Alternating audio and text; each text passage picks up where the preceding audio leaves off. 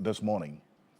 The OSP, among other things, says after nearly 7 months of extensive investigation and a parallel inquiry by the FBI, we've seen the updates on this particular Sicilia Dapa case and then also the Kenneth Ofori-Atta case. Stay with us. We'll get you some details on this. My guest joining me in the studio will have a conversation on this matter and what the latest is on Kenneth Ofori-Atta. That is, when exactly, that is if the OSP has any detail on when he is expected to come to this country and the update on the extradition process for him.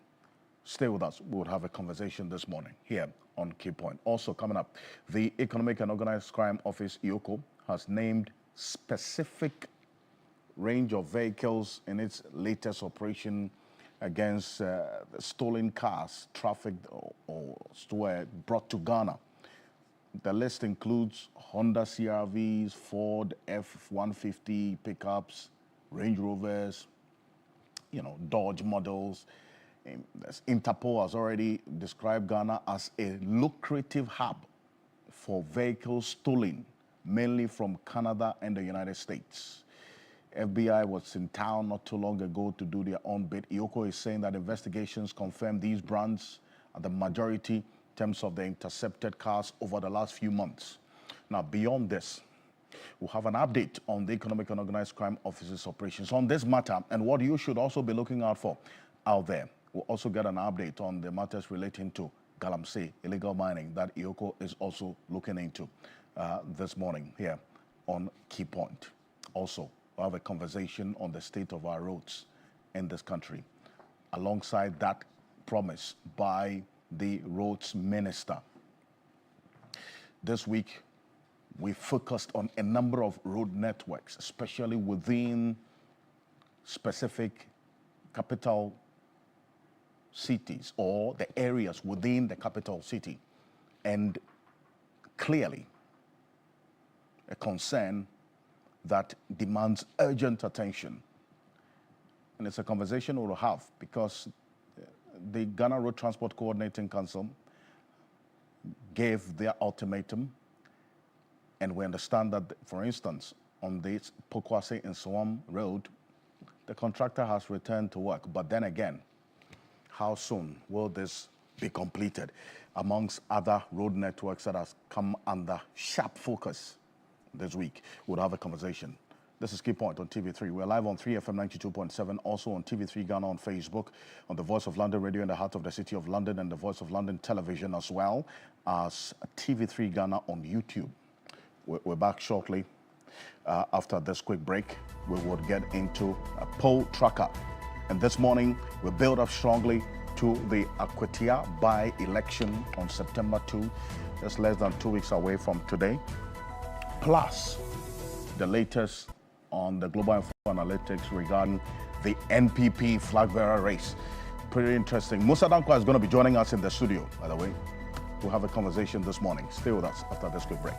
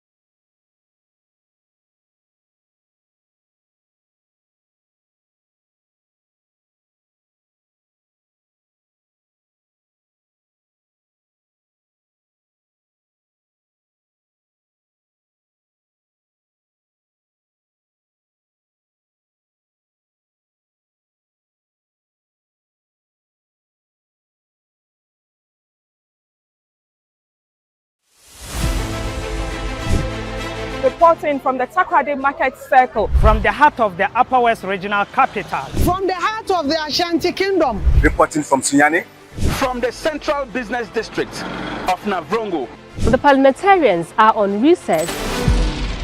This is where it all unfolds. The moments that potentially alters the course of our nation and the world. These are the individuals we recognize, the voices we amplify, who appears on screen and who contributes behind the scenes. With professionalism at our core, we bring you news you can trust, impact journalism that makes a difference. This illustrates how diverse perspectives enhance our strength and reinforces our mission. This is 3 News. Leaders in breaking news, exclusive interviews, facts and analysis on TV, radio, online and digital. 3 News, first in news.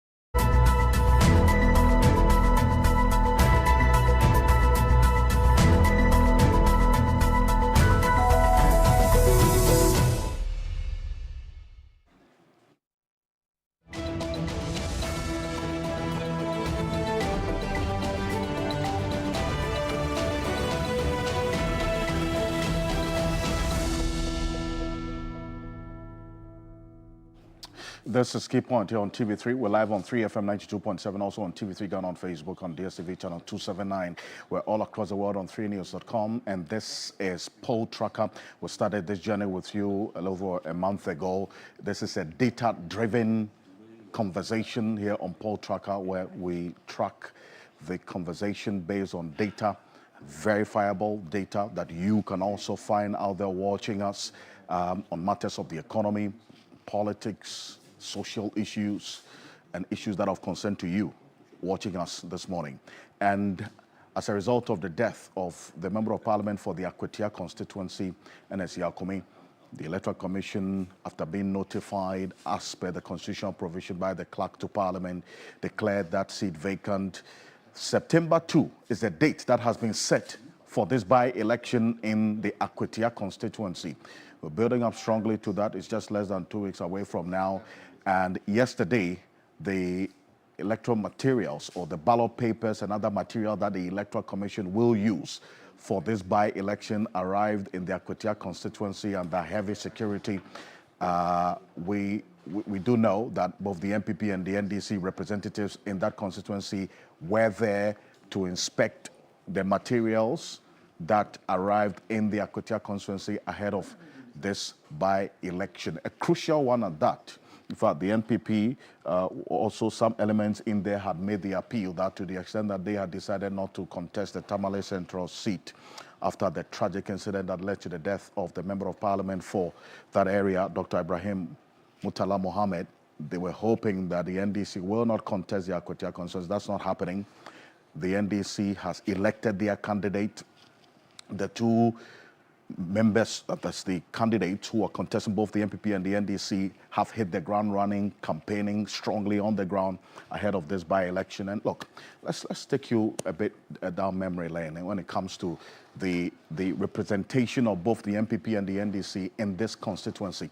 This is not a constituency you would describe as a stronghold for any of the two political parties. From 1992 up until now, the two parties have been swinging when it comes to the pendulum of representation of who wins that constituency over time. Although, let's just put it on record that the NPP has won this Akwatia constituency more than the NDC by just one election cycle. The NDC has won it 4 times. The NPP has won it 5 times. 1992, you do know that the NPP wrote the stolen verdict. They did not, in fact, they boycotted that parliamentary election in that particular year, and so they didn't contest. But then again, Gilbert Kwesi won this Akwatia constituency on the ticket of the NDC. He retained that seat in 1996 on the ticket of the NDC as well. When the NPP contested, the gap was closed a bit, as expected, because in 1992 there was no representation. But fast forward to the year 2000, the NPP won this constituency. In the year 2000, the presidential as well, they won in that constituency with John Ejekumko for Kingston. Akomen Kesi won this Akwatia constituency ticket of the NPP, and he retained it in 2004. And in 2008, we saw the disputed election that was characterized by some violence. In fact, that's been the reference point for the concerns about this Akwatia by-election because of the history of the violence that characterized that 2008 election that saw Kofi Asare being declared winner, even though Baba Jamal, who contested a particular election in the minds of the NDC, they have that strong position that they had a case to make in that Akwatia constituency in the 2008 election. In 2012, Baba Jamal came strongly. He won that election in 2012. But guess what? In 2016, it toppled again. Now flipping back to the NPP. Mercy Edujemfi won this particular election in the Akwatia constituency with a very wide margin, and we're going to show you. In fact, that's the in terms of the margin of victory analysis from 1996 at least till 2016. That was the highest Mercy Edujemfi won on the ticket of the NPP. Then guess what? The NDC came back in 2020 with Henry Yadon Boache. He won on the ticket of the NDC. In 2024, he contested with the late N.S. Yakumi, but as we do know, went to court. Court declared Enes Yakome as the MP-elect for this constituency. In this matter, the merits of this case are still running in the court of law. There hasn't been any declaration on it as yet, but as a result of the death of Enes Yakome, it rendered this case essentially moot. But now we have a by-election on our hands. Solomon Asimedu and Bernard Beidou. Global Info Analytics, Musa Dankwa has been doing quite some work in this constituency ahead of this by-election. Well, between August 1st and 2nd, the early part of this month, he conducted his first poll. Let's take a look at the numbers that the Electoral Commission has about this constituency. Registered voters in the Akwatia constituency, 52,328. There are 119 polling stations in there. And also, based on the information that we have, the sample size of 2,087 is what Musa Dankwa used for this August 1, August 2 poll that he did. Per the details that we have, a 99% confidence level is what he captured in this poll in the first 2 days of the month of August. This is the electoral history as I showed to you. The trend as has been the case over the period. If you look at the year 1990, that's the year 2016, this is it. NPP won with 57.21%. That's been the highest in terms of the margin of victory in this constituency since it was created. But here's what the poll says. And it's interesting. And looking at the age group, the ethnic breakdown, and then also these two who are going head to head. Musa Dankwa is joining us in the studio right now. Musa Dankwa, good morning. Thank you for joining us on Key Point. Good morning. Now, first, I think we need to establish the fact that when you did this poll between August 1 and August 2, the NDC had not elected their candidate as yet because at the time, Bernard Beidou, they hadn't gone to the primaries, correct? Yes. And so this poll only, in fact, you put all, it was hypothetical. Yes. You put all three, that is Ali, Henry Yadom, and then Bernard Beidou in there. What did you see in terms of the outcome of this, even though he had not been elected at the time? What we saw was what we normally see in by-election polls. Really where you have an incumbent kind of party and then a candidate that trying to unseat them. Akwatia was no different in the sense that you have MPP having a slim lead in the poll at the time of about 6%. Then the hypothetical candidate who was not at the time a candidate was on 43.8%.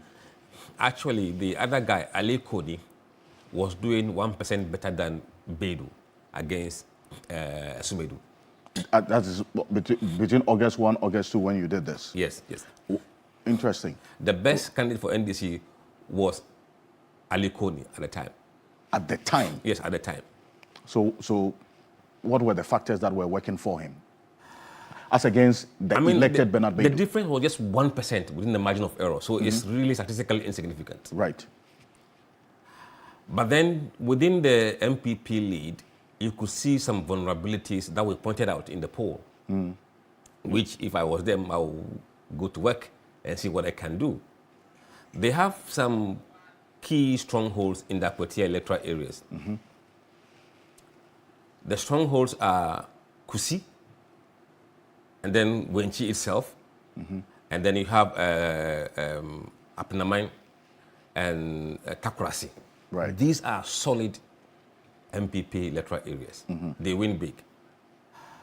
The first vulnerability was spotted in Apnamine, where MPP in the poll was lagging behind. And this is an area they win, and win handsomely.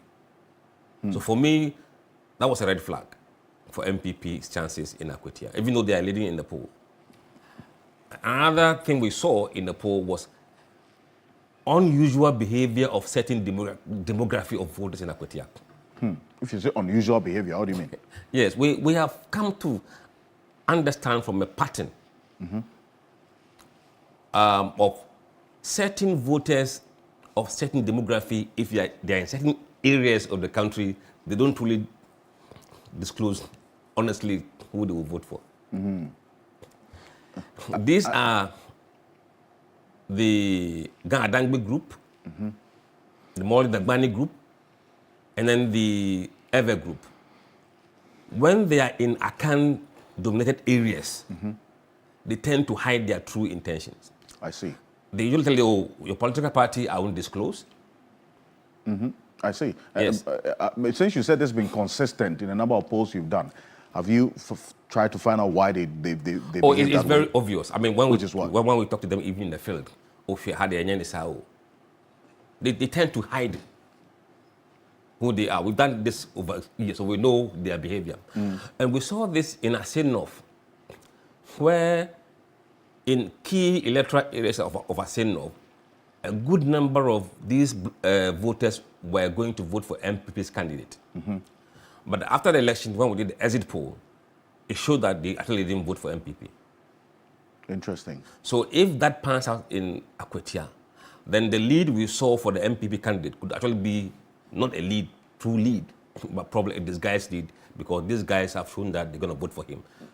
Now, because of that problem or the challenge that you identified, or some of these persons saying in the poll that they are going to vote for party A or candidate A, but then the actual results come out and then they change their mind. Yes. They actually vote for candidate B. How does that impact on the credibility or the outcome of the polls that you put out? That's why when we see certain things that are a bit of outlier, we flag them out. So when you're reading the poll, read the poll with a bit of caution, because there are certain markers that are not following the usual pattern. I see. And if we are doing the predictions, we will make some corrections behind the scene to indicate how this would end. So if you look at what we do, the poll numbers are not the same as our predictions. Right. I see. Now, you talk about the electoral areas. One electoral area you mentioned, which is what? Apinaman. Apinaman. That's my hometown. Apinaman is here. Yes. Let's put that on the screen. Apinaman, based on your poll, you say there's a 61.7% support for the NDC. Is it a traditional NDC electoral area? No. Why is that? In fact, in the past, if you speak to Baba Jamal, whenever he loses Akwatia, it's because of Apinaman. And now we're seeing something different. It's tightening. The NDC candidate was leading there. And that's unusual. No, did you find out what is influencing this unusual pattern as you Posters, we don't find the reasons why. It's for them to go and find why the behavior of that. You mean the candidates? The candidates and the parties who are interested. Interesting. Then you see Kosi as well. You described that as there's a 58.6% support for the NDC candidate there. I'm not sure whether this support, talking about for the candidate or support for the party. John Mahama. John Mahama. This might be John Mahama's approval rating, not necessarily the candidate. Because you asked questions about the approval of the president's job. Yes. The president's job approval. Job approval. Yes. And that pointed to a direction of less than 50%. Yeah, I mean, if you take that support to be support for NDC, you'll be misleading yourself. So you have to draw a line between support for Mahama and then support for the candidates for the parliamentary elections. So we have to be very careful how we draw that conclusion. I see. Because then, if based on the outcome of it, if this one, even at the time when the NDC had not elected their candidate, the president's job approval was quite appreciable. Yes. And then also the economic conditions of the people also pointing to a certain positive direction. Yes. You ask them, in the next 6 months, do they envisage their economic situation improving? A number of them responded in the affirmative that yes, they see that. How did that influence this? Now, the impact of those positive numbers could be what may give MDC a win if they win in Akwatia, because the current economic condition of the people seem to be positive. And also, they've mentioned that they are looking to vote based on development. And then the other point they mentioned was education. So if you look at these top 3 issues that are key to voters in that constituency, it will be then difficult for an opposition to pledge to provide those 3.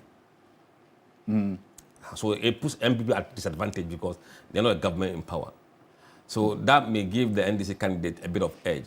And also, Muhammad's performance is quite is high, around 46% overall. That could boost his performance as well. I see, because you asked a question about some of the things that would influence their decision on who to vote for. Yes. On election day, September 2. Yes. And the first was the projects, development projects. Development projects in the area. Yes. You know, that points to a certain yes, positive impact. It puts the opposition candidate in a disadvantage because traditionally, or in this country, the MPs go to lobby, and if your government is in power, it makes it much easier than opposition MP. So on that basis, it gives the NDC candidate a bit of advantage. And then they also mentioned economic condition, which generally is positive in the constituency. So if that is the case, then that would also tend to favor the NDC candidate. And then education, which is also in the purview of the ruling government. But there's one thing, which is the Galamsey, the 4th issue, which is about 38%. Now, interestingly, that Galamsey issue is not, it doesn't cut across the entire electoral areas. Certain areas have higher concern for Galamsey. When it's concerned, I don't think it's about negativity, it's about how they perceive people fighting Galamsey affecting their life. So you must look at the data very carefully and see what it means. In some areas, Galamsey is a big issue. Akwatia, for example, is a big issue. Wenchi is a big issue. In other parts of the constituency, it's not a big issue. I see. And it's interesting you bring it to the dynamic because then there's a clamp down on illegal mining. Yes. Across the country. Yes. And Akwatia is no exception. You see the task force doing their work there. The question is, I want to know whether the clampdown has intensified in Akwatia or is gone lal. What do you mean? No, if you are going for by-election in Akwatia and it's a mining area and you go there with guns chasing these guys from the pit, rest assured, they will punish you. Yeah, it's an interesting derivative that you put there as well. But you look at the key electoral areas. Apinamang, Kosi, Saddam, Amanfrom, New Wenchi, Topemang, and also Bodia West. These are the areas that you pour. I mean, and we have Dr. Joshua Zato as well with us. Is a senior political science lecturer at the University of Ghana Political Science Department. And then also he is contested before. He's a one-time parliamentary hopeful on the ticket of the MPP. So you understand some of these things, right? I mean, looking at what Musa Dankwa is saying regarding what is playing out now, based on his first poll in the Akwatia constituency, it appears that there's a lot more work that has to be done, especially when it comes to, for instance, the NPP candidate in there, and the outcome of what the people are going to base on to vote. Development projects in the area. Dr. Zato. Good morning to you, and good morning to Mr. Dakwa here, and good morning to your viewers.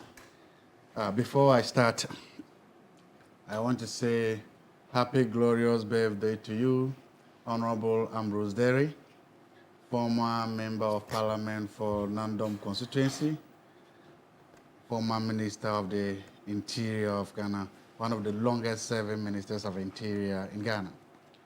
Honorable, you served your constituency of Nandom well, you served your region well, and you served Ghana well. In the process, you have inspired a lot of young men, you've touched the lives of a lot of young people, and from a very grateful heart, we say thank you for your services to your people, your region, and to your country. Celebrate the birthday very well from a very grateful heart personally from me and say happy, glorious birthday to you. Thank you very much, Honorable. Secondly, are we doing the normal criticism or we just continue straight? No, let's go straight into this quickly. I'm a student of polls. I like polls and I like data, because what happens is that polls and data like this help us to tweak the analysis. They help us to contextualize the analysis. They help us to be able to speak to, let me say, facts to issues instead of just speaking the darkness. So I like polls. Secondly, and as I was just telling Musa, I teach students Introduction to Political Research and Social Research at the University of Ghana. So I hope they are watching and I hope they are listening. It's always good to consume polls. It doesn't matter whatever it is. Polling, the central objective of any poll is not perfection. You are not doing a poll to get it perfect. No. It's about two main things. Okay? When you are doing a poll, you want to get reliability and validity. You just want to make sure that it's valid and it's reliable, and then you get it. So whenever there's a poll, I say consume the poll, understand the poll, and use it. So I'm happy that we have these polls. But there's something that somebody talked about me about this Akwatia thing, about a funny story about a woman who hired another female lawyer to help her fight her divorce case. And then immediately after the divorce, the female lawyer went and, married the man that was divorced. It looks like it's a similar thing happening here. It's a funny dynamic happening. Because the guy that contested the actual elections and lost, he petitioned against the election, took his lawyer. So both he and the lawyer agreed that he was cheated in the elections. They went through the whole process and they lost. And then finally, there's a by-election, he contested the lawyer and lost. Like, the question is, did he believe that the guy lost the thing? Whatever it is, it's a funny dynamic. And I don't know how that dynamic will play out in the actual elections. I don't know how voters of the NDC will react to that. And I don't know how general election voters will react to that. But there was a diagram you showed. And if you could go back to the statistics for me, please. Okay. I wanted to see something. This particular one. This one? So, this one? No, this one. Because if you look at it and then you look at the winning figures, it seems that there is some disconnect somewhere. Because Musa, help us explain. That's why I pointed out that this is not the support for the candidate in the electoral areas. They may have. This is support for Mahama. President Mahama. Yes, the president's job approval rating. Okay, good. But can we see? Is it possible for us? Because I'm trying to, or maybe it's not later. I wanted to see how we could connect the key electoral areas to the standing of the candidate. It's important because you made a point. You made the point that these are the places that potentially could determine the elections. Yes. So if we could know how, for instance, the other one, the first one you mentioned, in the full report, Kusi, it should be if we could see how Kusi is polling right now, if we could see how Apinamang is now, if we could see those, then we can begin to understand. So that's what I'm just saying. Because right now, these two diagrams we have here, they are telling a completely different story. Because this is the thing. If the president is doing so well in these these are the strong places, the president is doing so well. It means that from this diagram, it is not relating, the NDC candidate is not benefiting from the president's approval ratings. And may I ask if that has anything to do with when this poll was done, Mr. Dankwa, because at the time, the NDC had not elected their candidate, Bernard Bedo. They hadn't gone to the primaries. Yes. Could that have influenced this particular that's outcome? What I'm saying. He alone can tell. Because what I'm saying is, if the president's approval rating is that high in these key electoral areas. Because if you look at this, you're right. You see, this is the president's job approval rating. This is what it shows. 46% of the respondents approve of his job. Yes.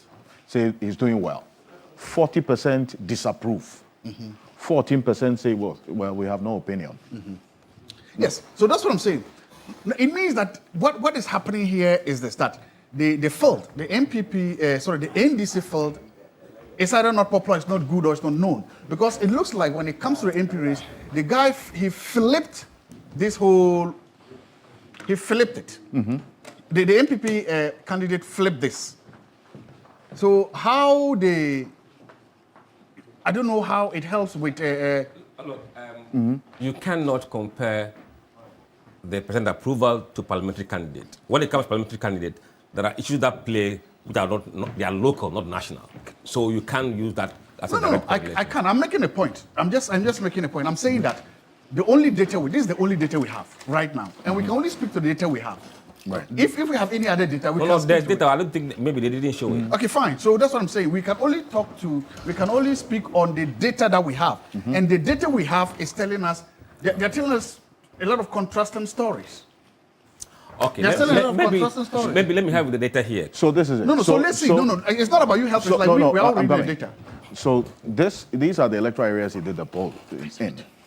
And then the direction of the country. Keep going. There is a race Asumedu versus Beidou key electoral areas result. Asumedu versus Beidou. No, keep at the bottom of the data of the report. Keep going to the bottom. So we'll pull that up. Okay. That tells a particular story. Yeah, so I'm not going to use. I'm saying, if the only thing so far, and again, unless that report comes, the only thing we have now to deal with is the data in front of us. The data in front of us, from what you are saying, is that one, the president is that very popular. It's almost 46% in the constituency. Good. Now, you are also then telling us that in the key electoral areas, the places that are likely going to determine these elections, the president is still doing far better. In fact, in almost all those places, the president is above 50% in those areas. That's also good. But then it is possible then that the people in those areas, they like the president, but they don't like any of the NDC candidates. That is what the data is showing, that they like the president, they approve of the job he's doing, but they don't like, if you look, they look at the NDC field they have, they don't like any one of them, that they are not good, that they rather prefer the MPP candidates. Again, that is what the data is showing. I'm just reading the data. That is why the president has an overall approval rating in Akwatia of 46%, while the MPP candidate has an approval rating of 49.7%, almost 50%. That is, you see, those are the two contrasting stories. And it happens that sometimes you can just like the president, the general president, but you don't like any of his boys, the candidates is showing. That is the dynamic that we have, and that is the only, unless we can make based on the data now. Unless if you release any other data, we can do, but the current data. So what you are referencing, the specific data you are asking for, is what we're going to put on the screen right now. The Asumedu versus Beidou key electoral areas. This is what you're talking about. Yes. It tells a story. But then again, this poll, and I continuously underscore the fact that how did that caveat of the candidate, this Bernard Beidou, at the time, not being elected when you did the poll, because between August 1 and August 2, the NDC had not elected him as yet. Yes. Could have also influenced the outcome? No doubt, yes. Because there are those who say maybe someone else or undecided. And those people, when they know who exactly is going, they may change their mind. It may even drop or even go up. So it doesn't necessarily mean that he will stay where he is if he was the actual candidate at the time of the poll. So the numbers could change, either going up plus or minus. You see, thank you. I'm talking to the same number. You see, that is the problem we have. Then it means that the poll we have, I don't know what value we should attach to it for now. I honestly don't know, because if you do that, it's skewed in such a way that you cannot, I don't know what value we should put it, because see, the same thing you're talking about, in the Kusis, in the place, this is that you look at the Apinaman, what you're saying. The Beidou guy is still is doing 49 day, whilst the Solomon guy is doing 47 at the Apinan, the important places you talked about. Kusi, in the Kusi place there, it has reversed. The MPP guy now is doing 66% there, whilst the Beidou guy is doing 84. So even meanwhile there, the president is doing almost 57, 56 in Kusi, in Apitek. So these places, that what I'm trying to say is that the MPP guy, even if you don't put, now that you've put them head to head, is beating his MPP guy in the strong places.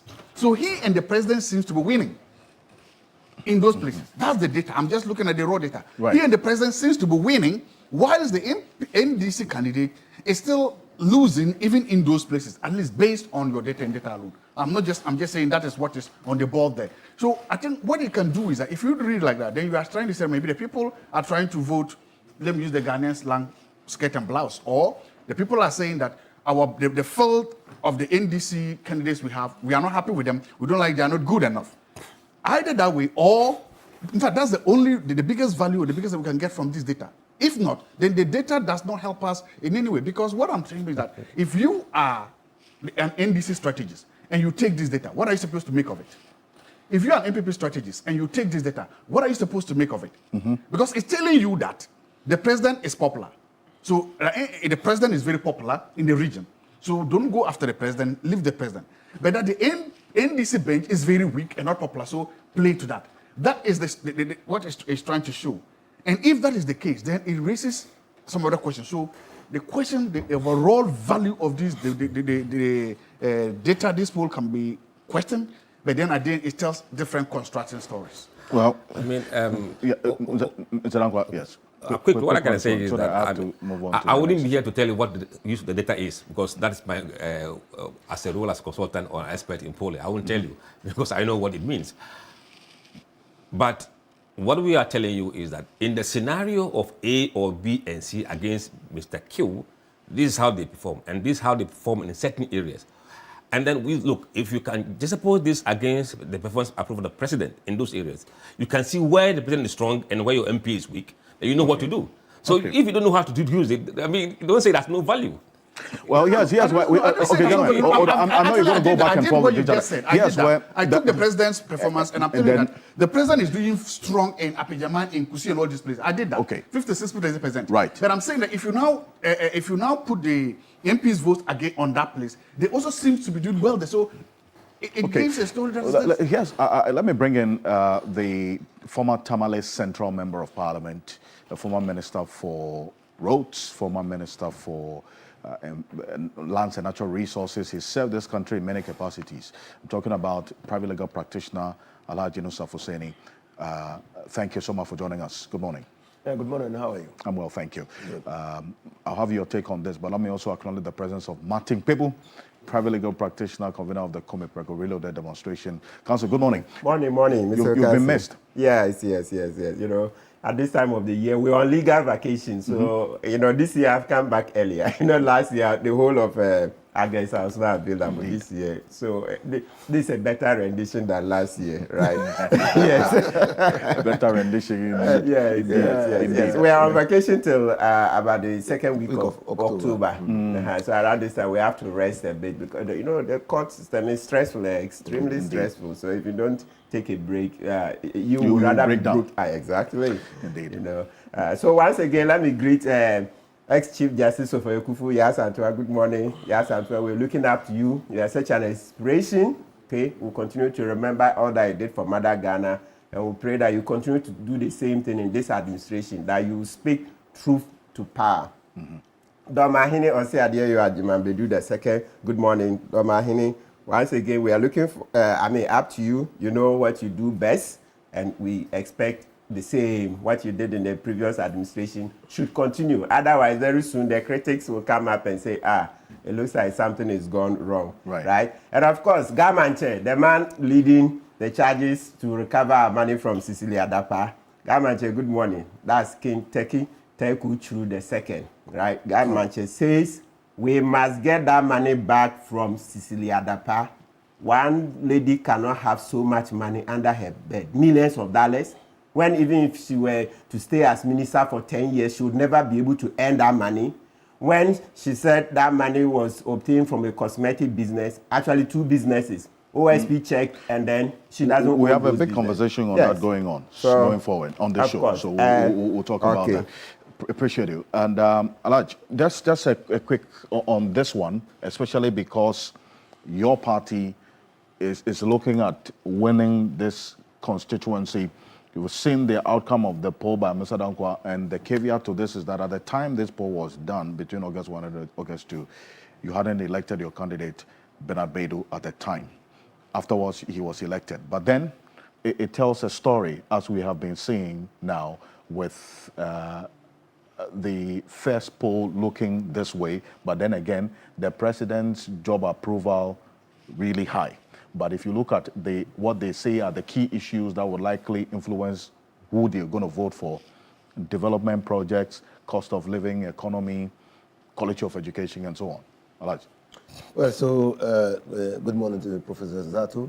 The Professor He's doctor. Don't let it come and He's doctor. Anyway, don't let it take out of my head. You cannot be liberal with the. No. Hey, they will cut off my head. Not at all. Mr. Musa Dankwa, good morning. Good morning. And thank you for all the work that you have been doing. Thank you. I mean, you've got some exciting experience to politics and actually polling. And my good brother and friend, Martin Kwebu. Yes, sir. Welcome back from. You traveled out of the country? Let's move on. Let's move on. Yes, Let's move on. Let's move on. Somewhere. So basically, all of us know that polling is a guide. It helps you understand what is happening on the ground, and also to shape your strategic responses to matters uncovered by the polls. So I've always said that Musa Dankwa says that all things, his polls reveal that all things being equal, this is what might happen on the ground. But the polls come many days, months before the elections. Now, if you don't want the outcome that the polls, indicate, you have to work. And work in those areas where you think that you can make some gains. And that is precisely what the NDC is doing. NDC knows that Takwa is a constituency that we have won only once, Baba Jamal. That's Akwatia. Baba Jamal won once. You've actually won it quite a number of times. Yes, historically. You've won it 4 times. NPP has won it 5 times. So they've won it more. 4 times. Number of times. 4 times. Because Henry Boache Yadom won it in 2020 for you. Yes. Then you had Baba Jamal. Yeah. 1992, 1996, you... Oh, then our situation is even better. Better than I thought. Now the president is doing well. Everybody appears to be satisfied with the way things are progressing. Takwa has come up. We, as NDC, intend to win the seat. Strategies are being developed to ensure that we maximize our turn for the elections, that our sympathizers and will come out and vote. We are also developing strategies to make inroads into areas that are perceived as MPP strongholds, to get the people to understand that Bedu will represent them better than the MPP candidate. And so, yes, by the 2nd of September, you would definitely see NDC emerge victorious in Akwatia. We are leaving no stone unturned to be able to add that seat to the NDC seats in Parliament. Okay. Now, there's Mr. Dankwa, are you going to put out a poll again on Akwatia before September 2? Yes, there will be a poll on next week Sunday. Next week Sunday.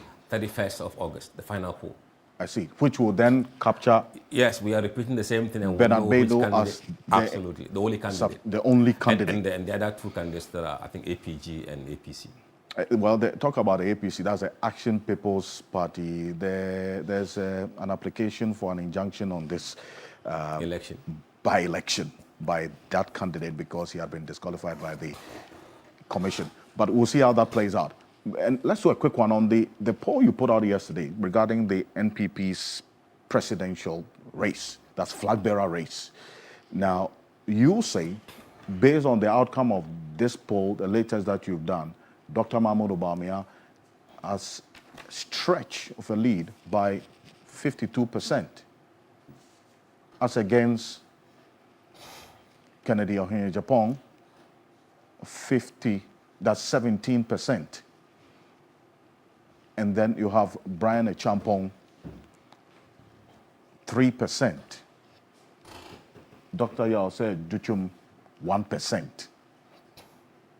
And the undecided persons that you polled, 18%. That's even higher than all what the other candidates, apart from Dr. Mahmoud Bamia, polled. What influenced this outcome? Because a number of people saying, what happened? I don't know what happened.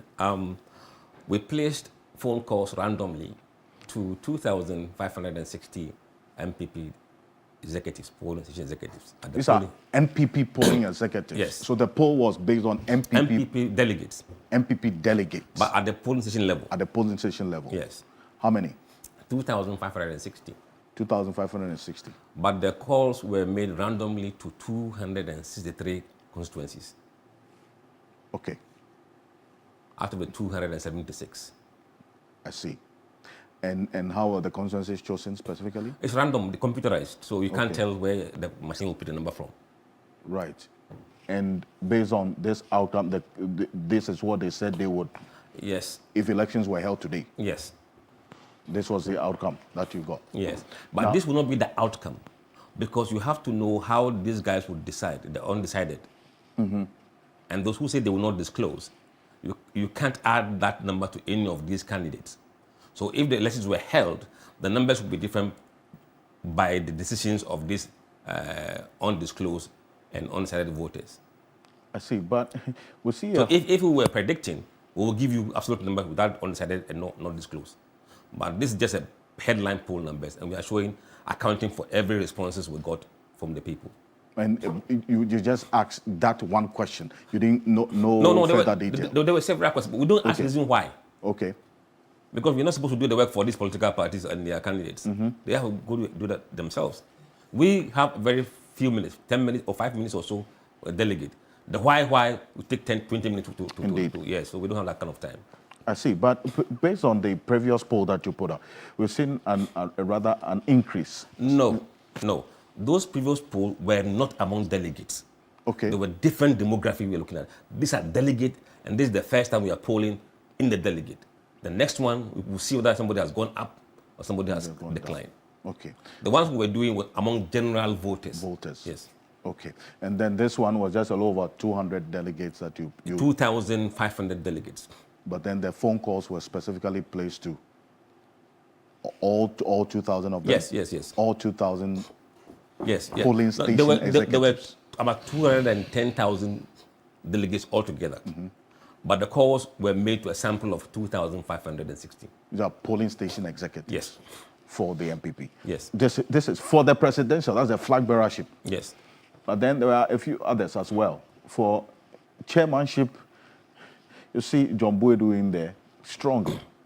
And Chairman Wontumi coming in there with 23%.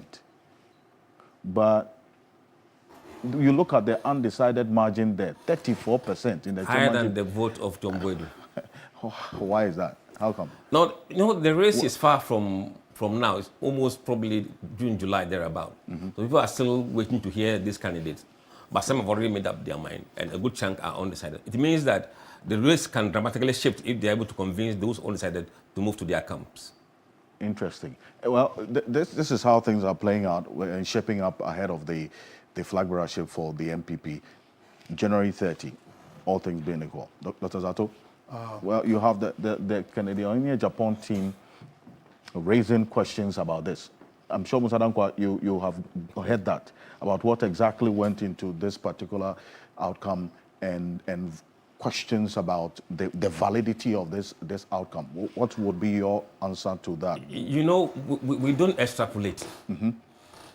If we were doing predictions at this point, we wouldn't extrapolate.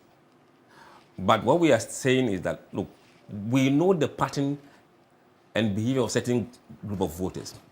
In the past, what we've come to know is that those who don't disclose their party affiliation tend to vote for Kennedy. So I believe that Kennedy numbers are far higher than 17%. I see. By these two guys who are not disclosing. But the undecided can go anywhere. So what we are saying is that this is what they've told us. We are accounting for them precisely what they've said.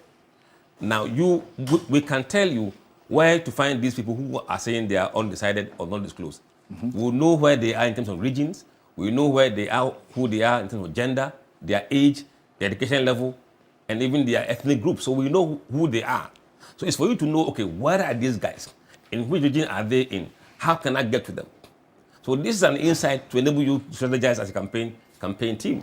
Well, this outcome, Dr. Zazo, is against those who say you are better off with a different candidate than Dr. Mahmoud Bawumia. Once again, thank you. And you see, sometimes I want to look at the data just as it is, mm-hmm, and also try to make sense of it. And I also join my senior Honorable Inusa for saying that it's always good to speak to some data. In that case, we are not doing voodoo, we are talking to data, mm-hmm, and then we can learn a lot from it. This data shows me something. I think it is not so surprising. that His Excellency Dr. Mahmoud Bawumia is leading it. It's not so, that is the headline here. But there's something else happening.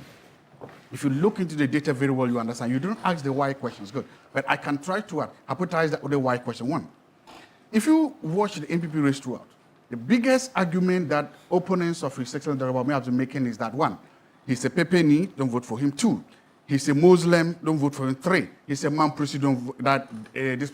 So a Muslim, Pepeni, Mamprisi cannot win. These are the arguments that are making. Still, they cannot win in places that are Christian dominated. That has been the argument by almost all those who are against him. Sometimes it is said publicly, and sometimes it is not said publicly. So the question is, I just want to base on your data, what does the data show? Again, if I'm wrong, you tell me. In the central region, which is the home region of the Honorable Kennedy Japan, Dr. Bawumia is currently doing 32% to 22% for Kennedy. That means that he's beating Kennedy in his own background. Even though he's a Muslim, he's a Pepeni, and he is a Mamprisi. He's beating Kennedy in his own background in a place that is not Muslim dominated. Two, in the Ashanti region, Dr. Bawumia is leading by 54% to 14%. That is almost 3 times the number of this. Again, he's a Muslim, he's a Pepeni, he's from that region, and the Ashanti region is predominantly Christian. He's still beating Kennedy Japan there. And in the eastern region, 36 to 18, if you then look at it, the lead of the Bawumia seems to be comprehensive and complete all over the country. And we will see the demographic too. He's winning everywhere, he's winning at every poll. So one, it means that vile campaign, that tribalistic campaign against him is not astounding. MPP delegates are rejecting it, and they are rejecting it completely. Okay.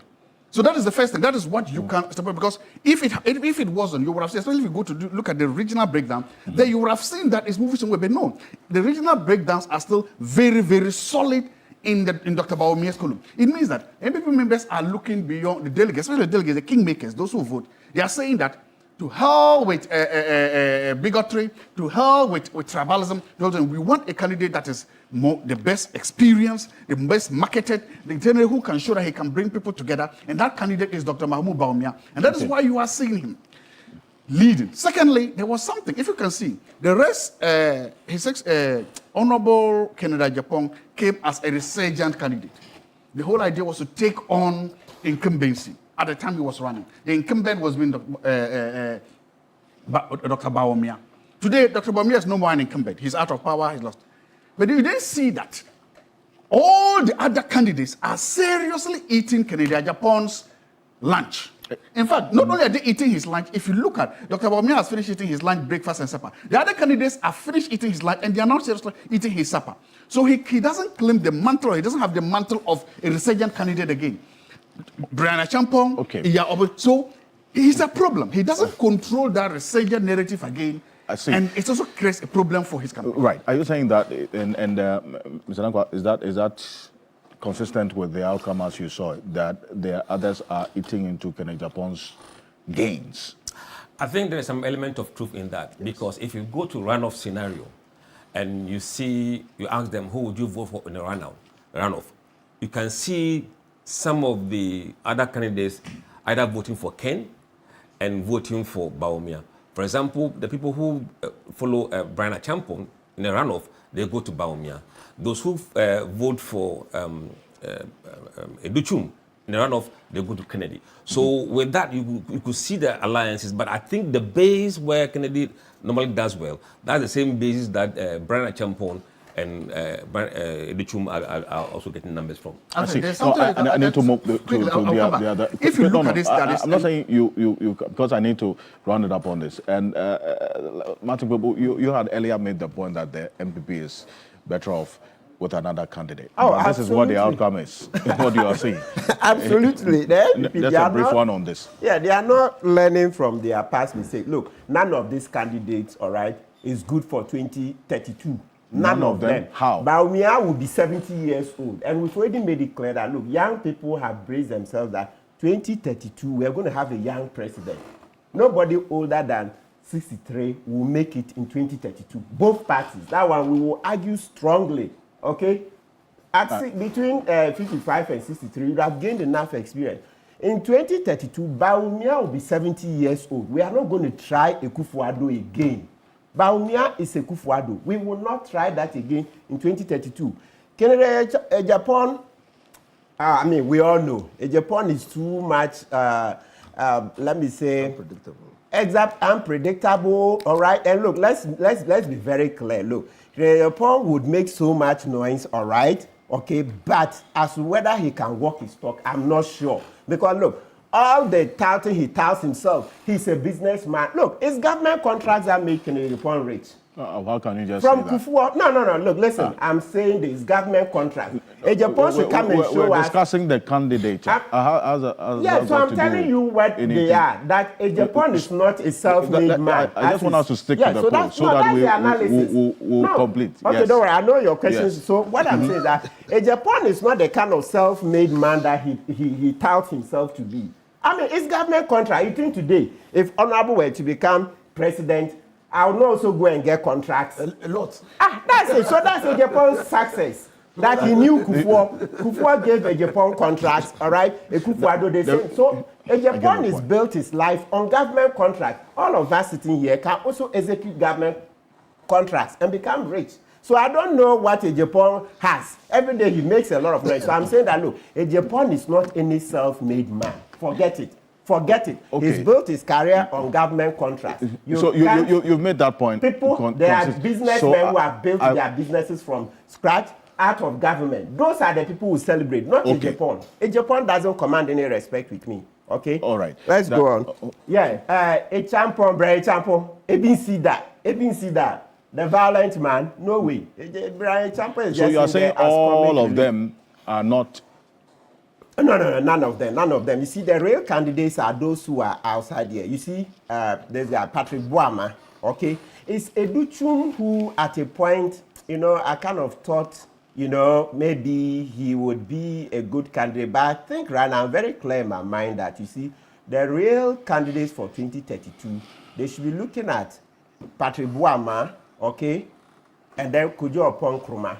Kojo Oppong-Nkrumah. Yes. Those are the persons you will vote for. Yes, they should be looking in that direction. Bawumia possibly should choose a younger Muslim and then try to sell that person to the party. You see, the problem is that for all the things that Bawumia has said, okay, and what he ended up doing in government, he's lost credibility.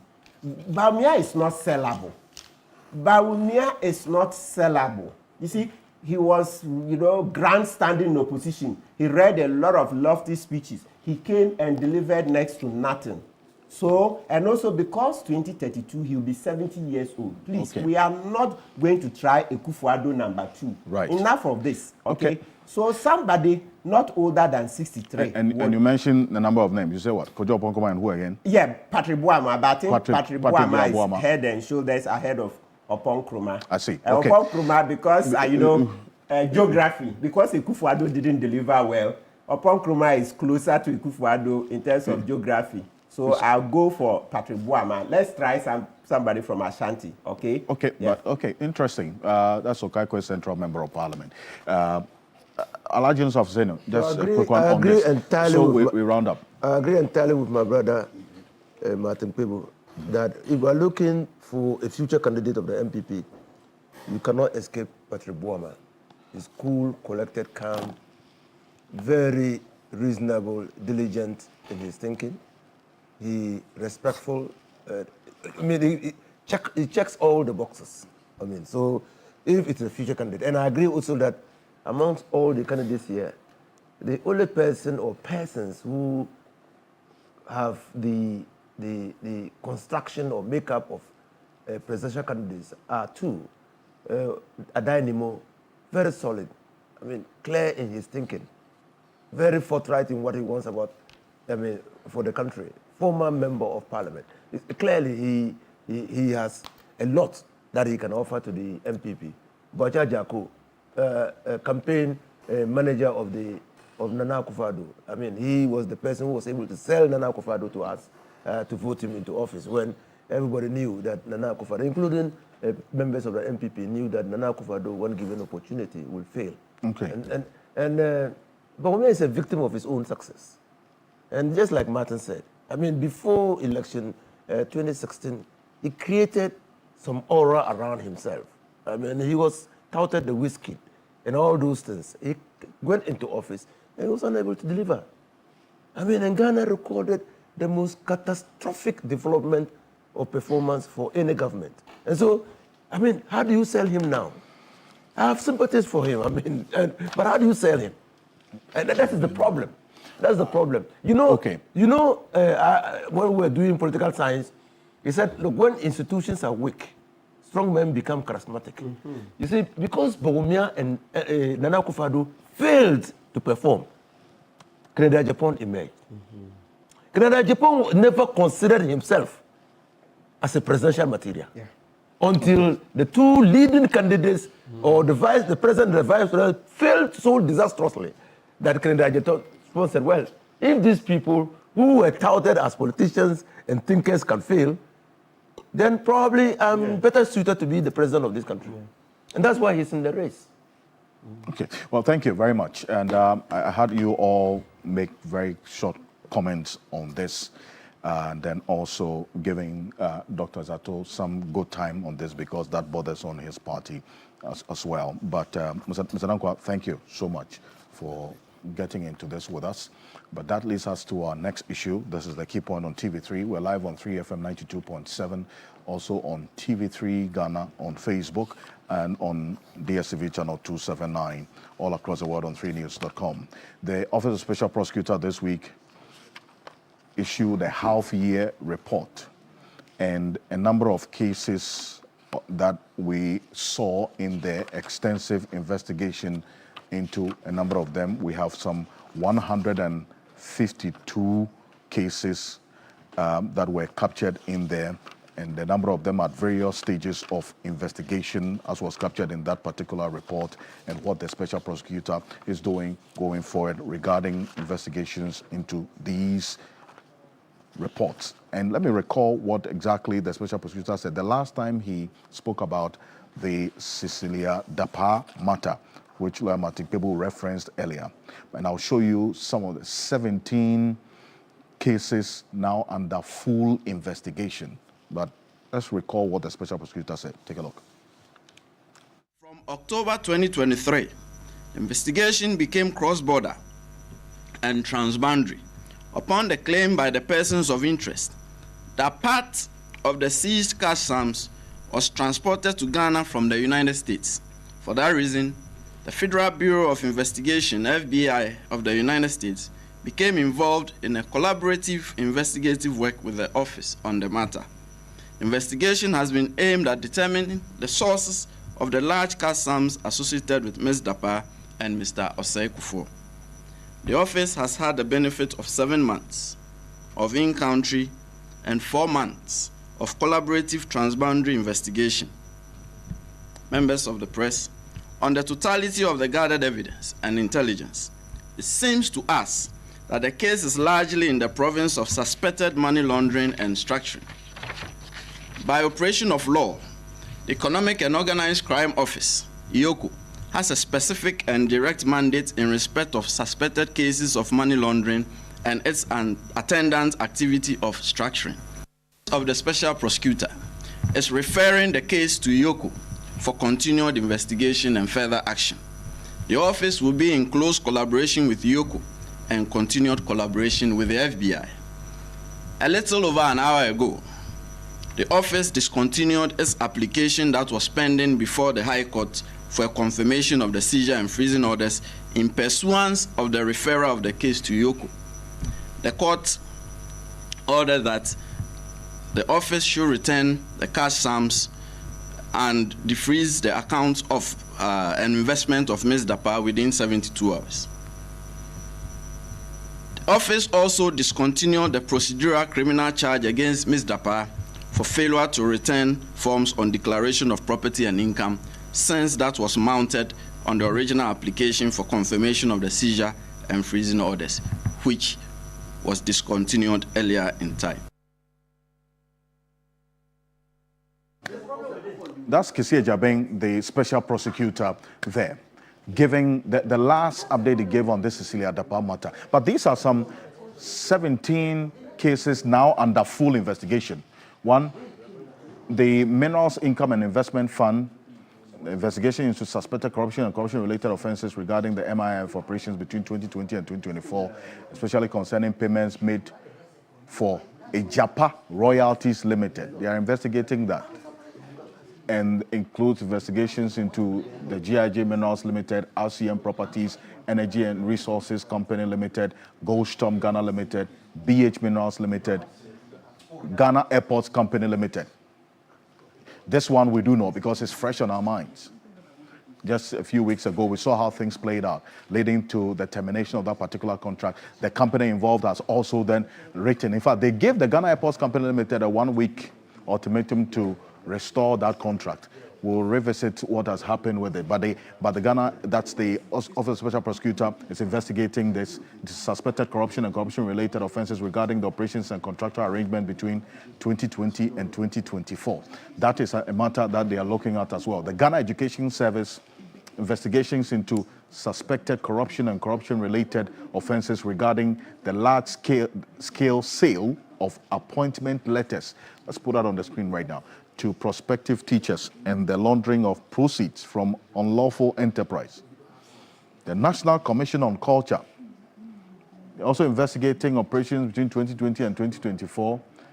The Ghana Revenue Authority,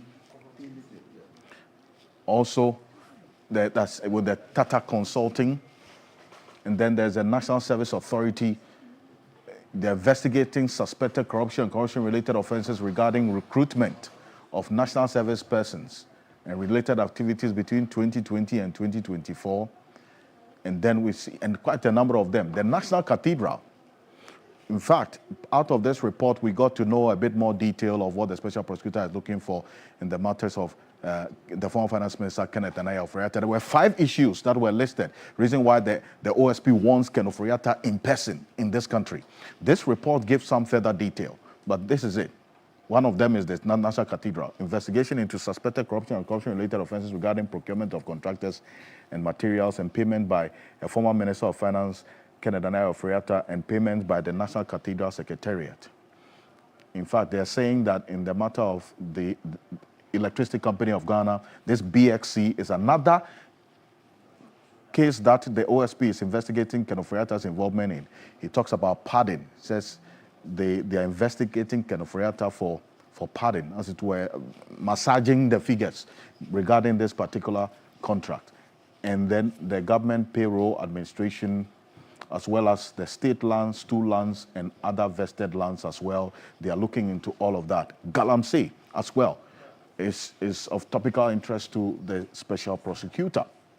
These are the 17 cases that the Special Prosecutor is looking at as well going forward. And I'll be joined by another private legal practitioner.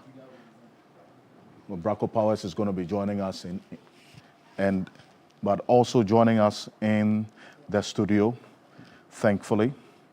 We have the head of prosecution and the legal unit of the Economic and Organized Crime Office, IOCO. He's a private legal practitioner, lawyer Leo Anthony Siama. Good morning to you. Thank you for joining us. Good morning. Thank you. Just a point of correction, I'm not a private legal practitioner. I work exclusively for the Economic and Organized Crime Office, and by virtue of that, the government of Ghana. Thank you very much. And a lawyer, by the way, Leo Anthony Siama. Thank you. Thank you. Thank you for joining us.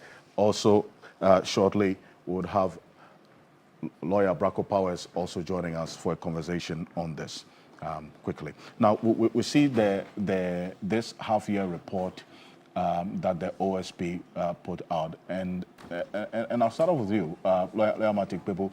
The OSP did indicate in this particular report the specific matter regarding Sicilia Dapa, as was captured. Within the week, they had cause to clarify what they had put in there. They captured it that they have found no evidence of corruption at the time. In fact, after the collaboration with the FBI, but then they had indicated that there was no direct and immediate evidence of corruption was identified during the investigation. That, what does that say legally? The legal nuance in this particular way that they captured the latest on this Sicilia Dapa case. Okay, so one, with what OSP said, it just means that that is for now. That's the key thing, because let's remember, crime has no, that's in Ghana. Some places there is expiry date. But in Ghana, we're still using that old law that, look, there is no limitation. So let's use ordinary words. No expiry date for a crime. So though for now, OSP cannot find corruption, if tomorrow they were to find corruption, the case would be back right where we started from. That's to say that Sicilia Dapa will be hauled before a court of law for corruption, okay? So this is not the end of the case. And that's the same thing that the FBI is saying, right? Right. Now, the second part is that we also know that when Isi Ejabin found that he didn't find corruption, he said he suspects money laundering and structuring. Thanks that Leo is here. Okay, so he will represent Mr. Raymond Acha. The file is currently with Leo. Leo is here. Leo is head of investigation, so we have to push him. So is head of prosecution now? I think, or there's Legal investigation. Yeah, legal and prosecution. So, Leo Siama is here. He will tell you. He has the file. And he knows. And we are in court. Because I'm pushing that, Professor Jampo and I, we sued last year when Godfrey Dami gave an opinion that Yoko should not go ahead with the investigation into the money laundering matter because there was no predicate offense. Right. That's to say, Godfrey Dami was saying that we should first find out that the Sicilia Dapa get the money from, let's say, cocaine, from murder, from stealing, from fraud, 419, etc. That's the old jurisprudence. We have moved away from it in the new anti-money laundering law. Yet Godfrey Dami as Attorney General, okay, had this opinion delivered to Iyoko, then headed by Mami Tiwa Adodankwa, and we all know the things Tiwa Adodankwa was doing for Akufo-Addo, covering the Sewa Bruni case, Abu Jinapo, and this Asensu Buachi, that case against them, etc. Many cases that you would find Mami Tiwa Adodankwa then at the CID covering up for Akufo-Addo. So she went to Yoko and the same thing. You remember even the NAM1 case. That's how she came out and said there's no case against NAM1. The public pushed. The NAM1 case went to court and NAM1 is asked to open his defense. A case that head of Yoko came and said no, they don't find anything that NAM1 is done wrong that can be prosecuted in a court of law. Yet eventually it went and it has passed submission of no case, where NAM1 is now having to open his defense, right? So you see from everything that when that opinion was given, I could see that this was a sham opinion. So we spoke with Jampo, etc., and we agreed that we'll sue. So, long story short, you see that even though the court has not yet ruled, Iyoko has agreed that they will do the investigation because it's so clear. Article 286, Clause 4 of our Constitution says that if we find you with money, okay, I mean, and of course, any asset at all, and that asset is not your salary, that's your income, it's not inheritance, it's not a loan, etc. There's a fourth one, or it's not a gift, thank you, Honorable. It will be deemed to have been illegally obtained. And so, please, my key point here, key point on the Key Points program is that OSP did investigations on the source of the money. Sicilia Dapa said she got that money from cosmetic business. 2, OSP investigated and found out that Sicilia Dapa doesn't own those businesses. Then when it comes to the $800,000, that's part of the money, she said it belongs to her deceased brother, the shoemaker. When the shoemaker's wife heard it, and then through lawyer Kusi, they were prepared to sue Sicilia Dapa for the money, then she retracted that story. Right. So the key point I'm making on this Key Points program is that by Article 286 of our Constitution, it says if we find you with something that you cannot explain as a public officer, the source of that asset, it is illegally obtained. And that is money laundering when it comes to the criminal law. And so that is what Iyoko is looking into. So all those saying that, oh, she's been exonerated, I'm like, what exoneration? Iyoko has a file. The man who has a file, thankfully, is seated right here. So, I mean, when we get there, he would go into the details. And it's public knowledge. I think we played it here, where OSP said he has handed over the file to Raymond Acha. And Raymond Acha acts through Leo, Siama, who is here.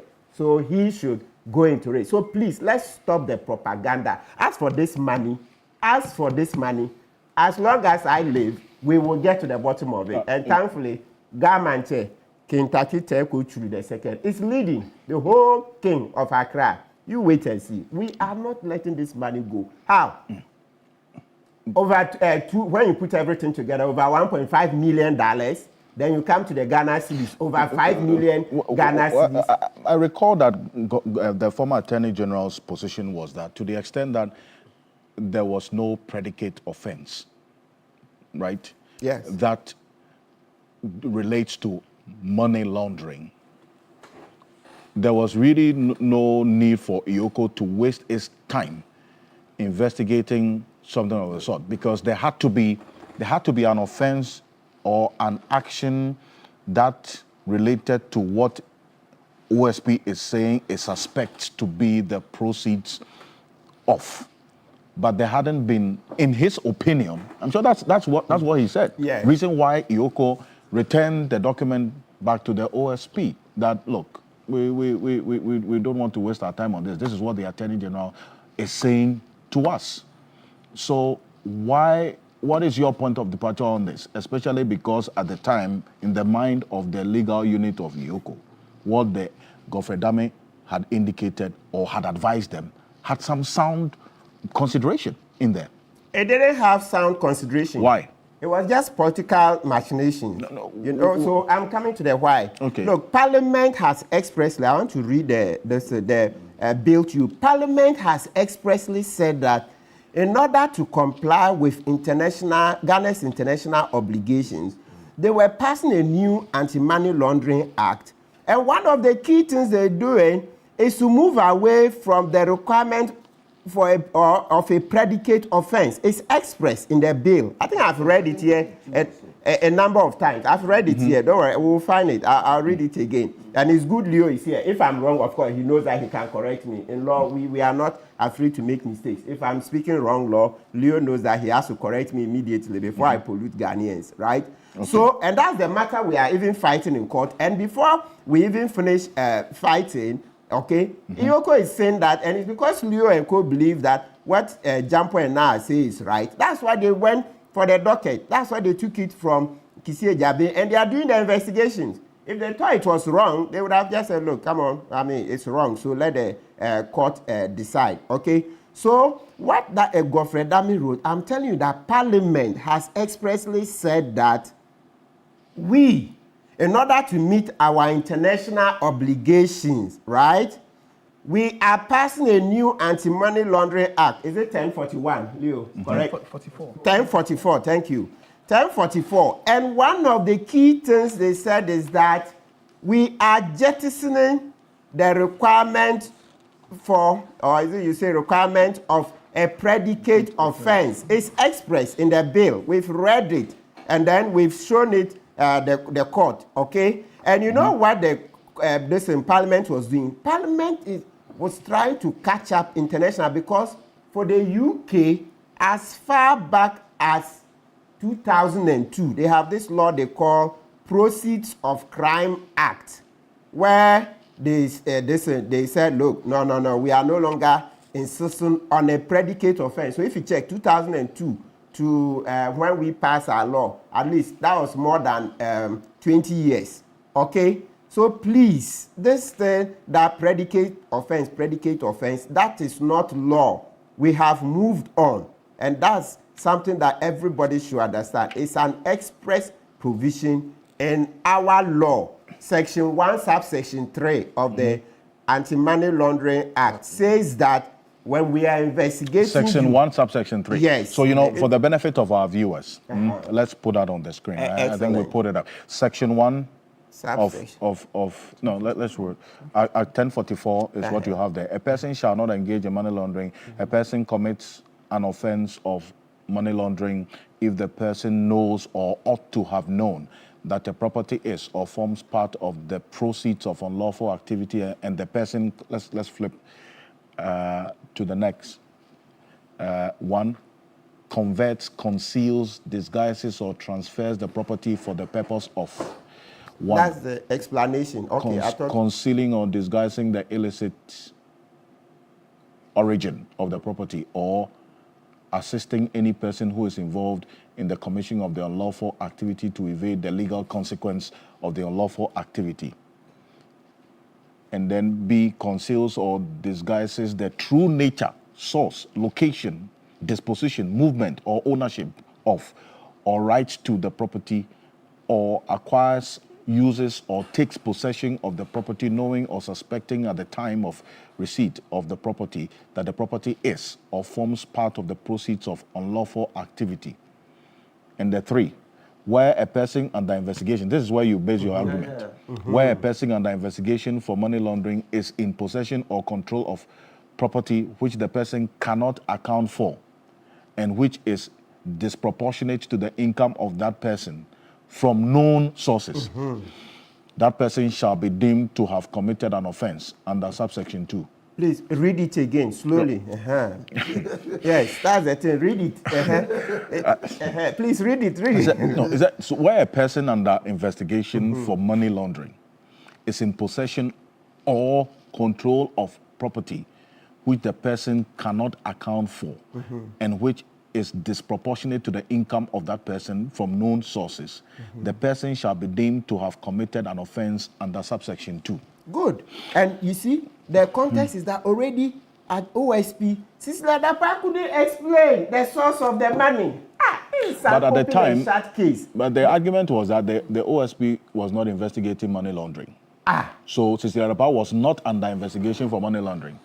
No, yes, but she said, so that will be evidence that will be adduced in court. The OSP officer will come, the investigators will come and give evidence to help Leo Siame's case. Right. That you went and told OSP. So you see, in terms of credibility, today you say this, you say something in the morning, say another thing in the evening, and then say a different thing tomorrow morning. So like a chameleon, today you are white, or you are white right now, then in the next second you are red, then in 2 minutes you are blue. So such a thing, you think a court of law will sit down? A court of law. Look, even in Nigeria, Goodluck, is it Jonathan's wife? Goodluck Jonathan's wife was found with plenty money. She couldn't explain. They took it. The same law. The same law. Goodluck Jonathan, the wife, right? We can Google it and see. And then another governor, was it the governor, another governor's wife. They said, what this money, where is it from?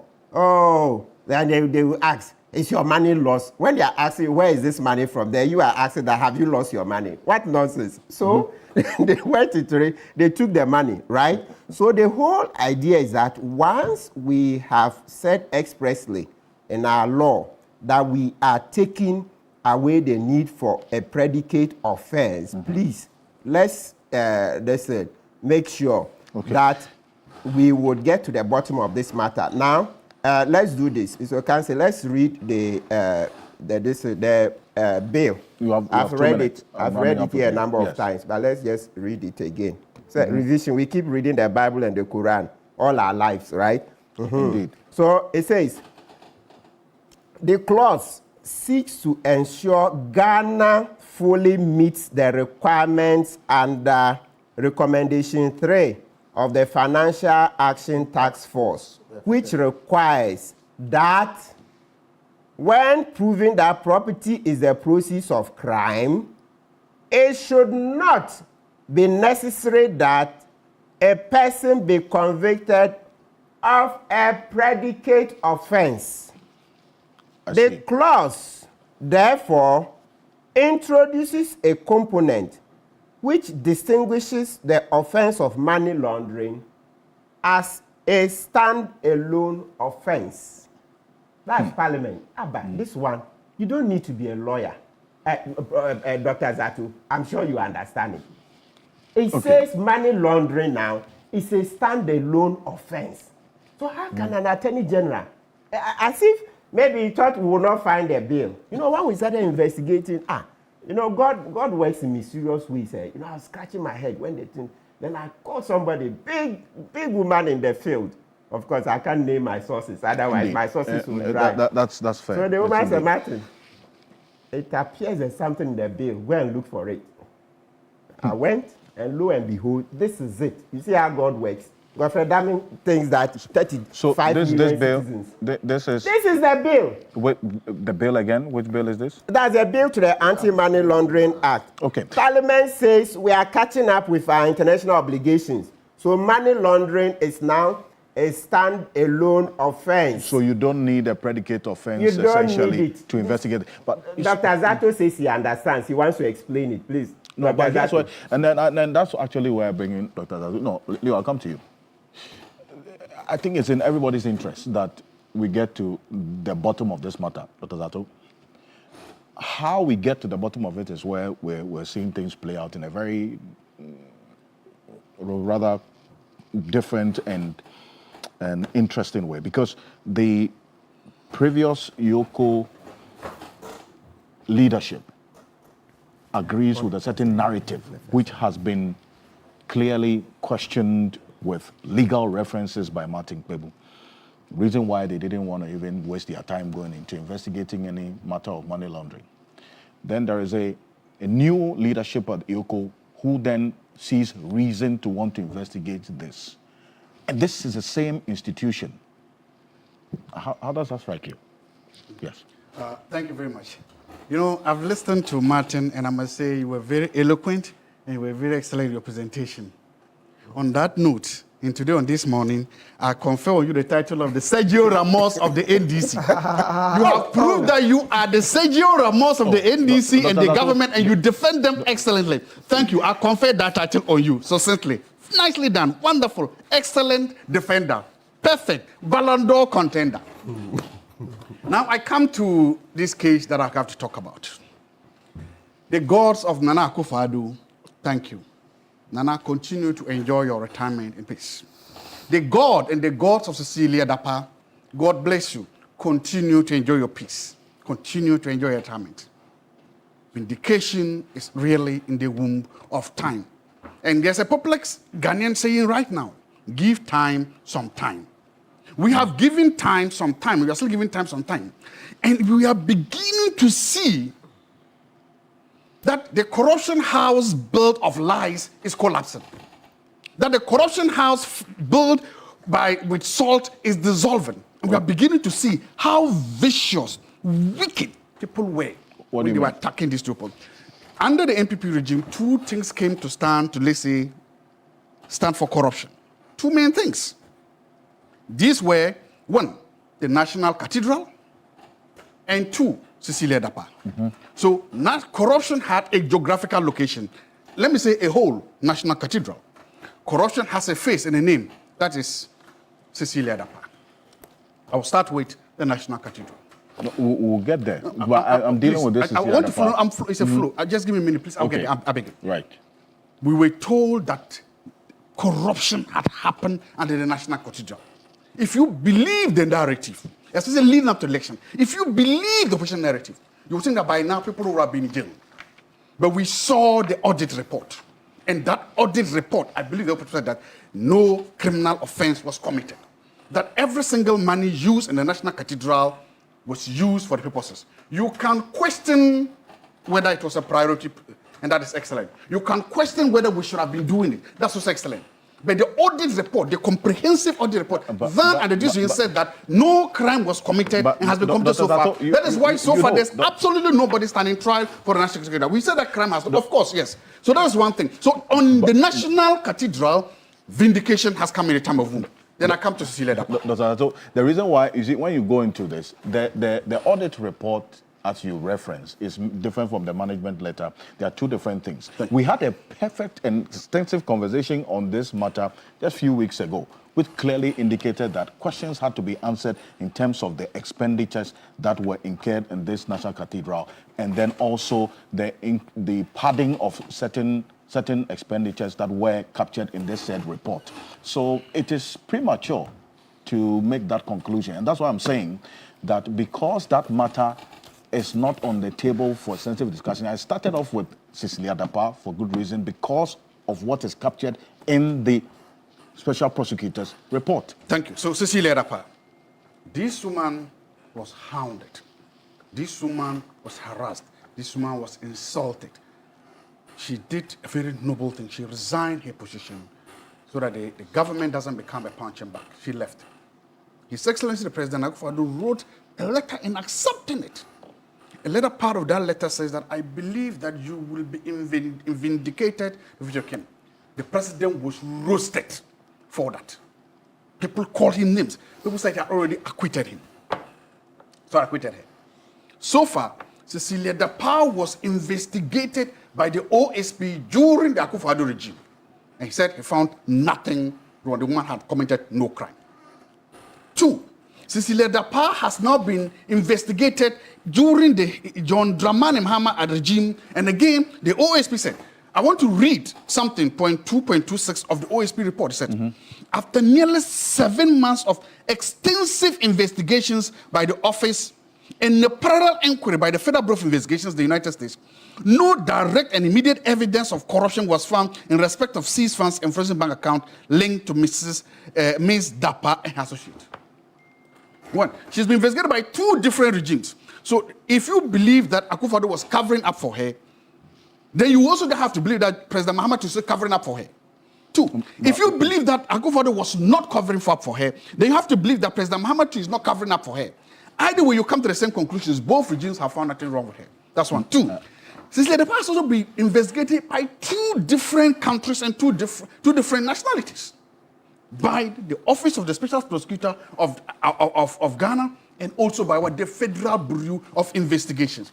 The FBI is par excellence. There is no other investigation organizations in the world that even comes close to the expertise, the experience, and competence of the FBI.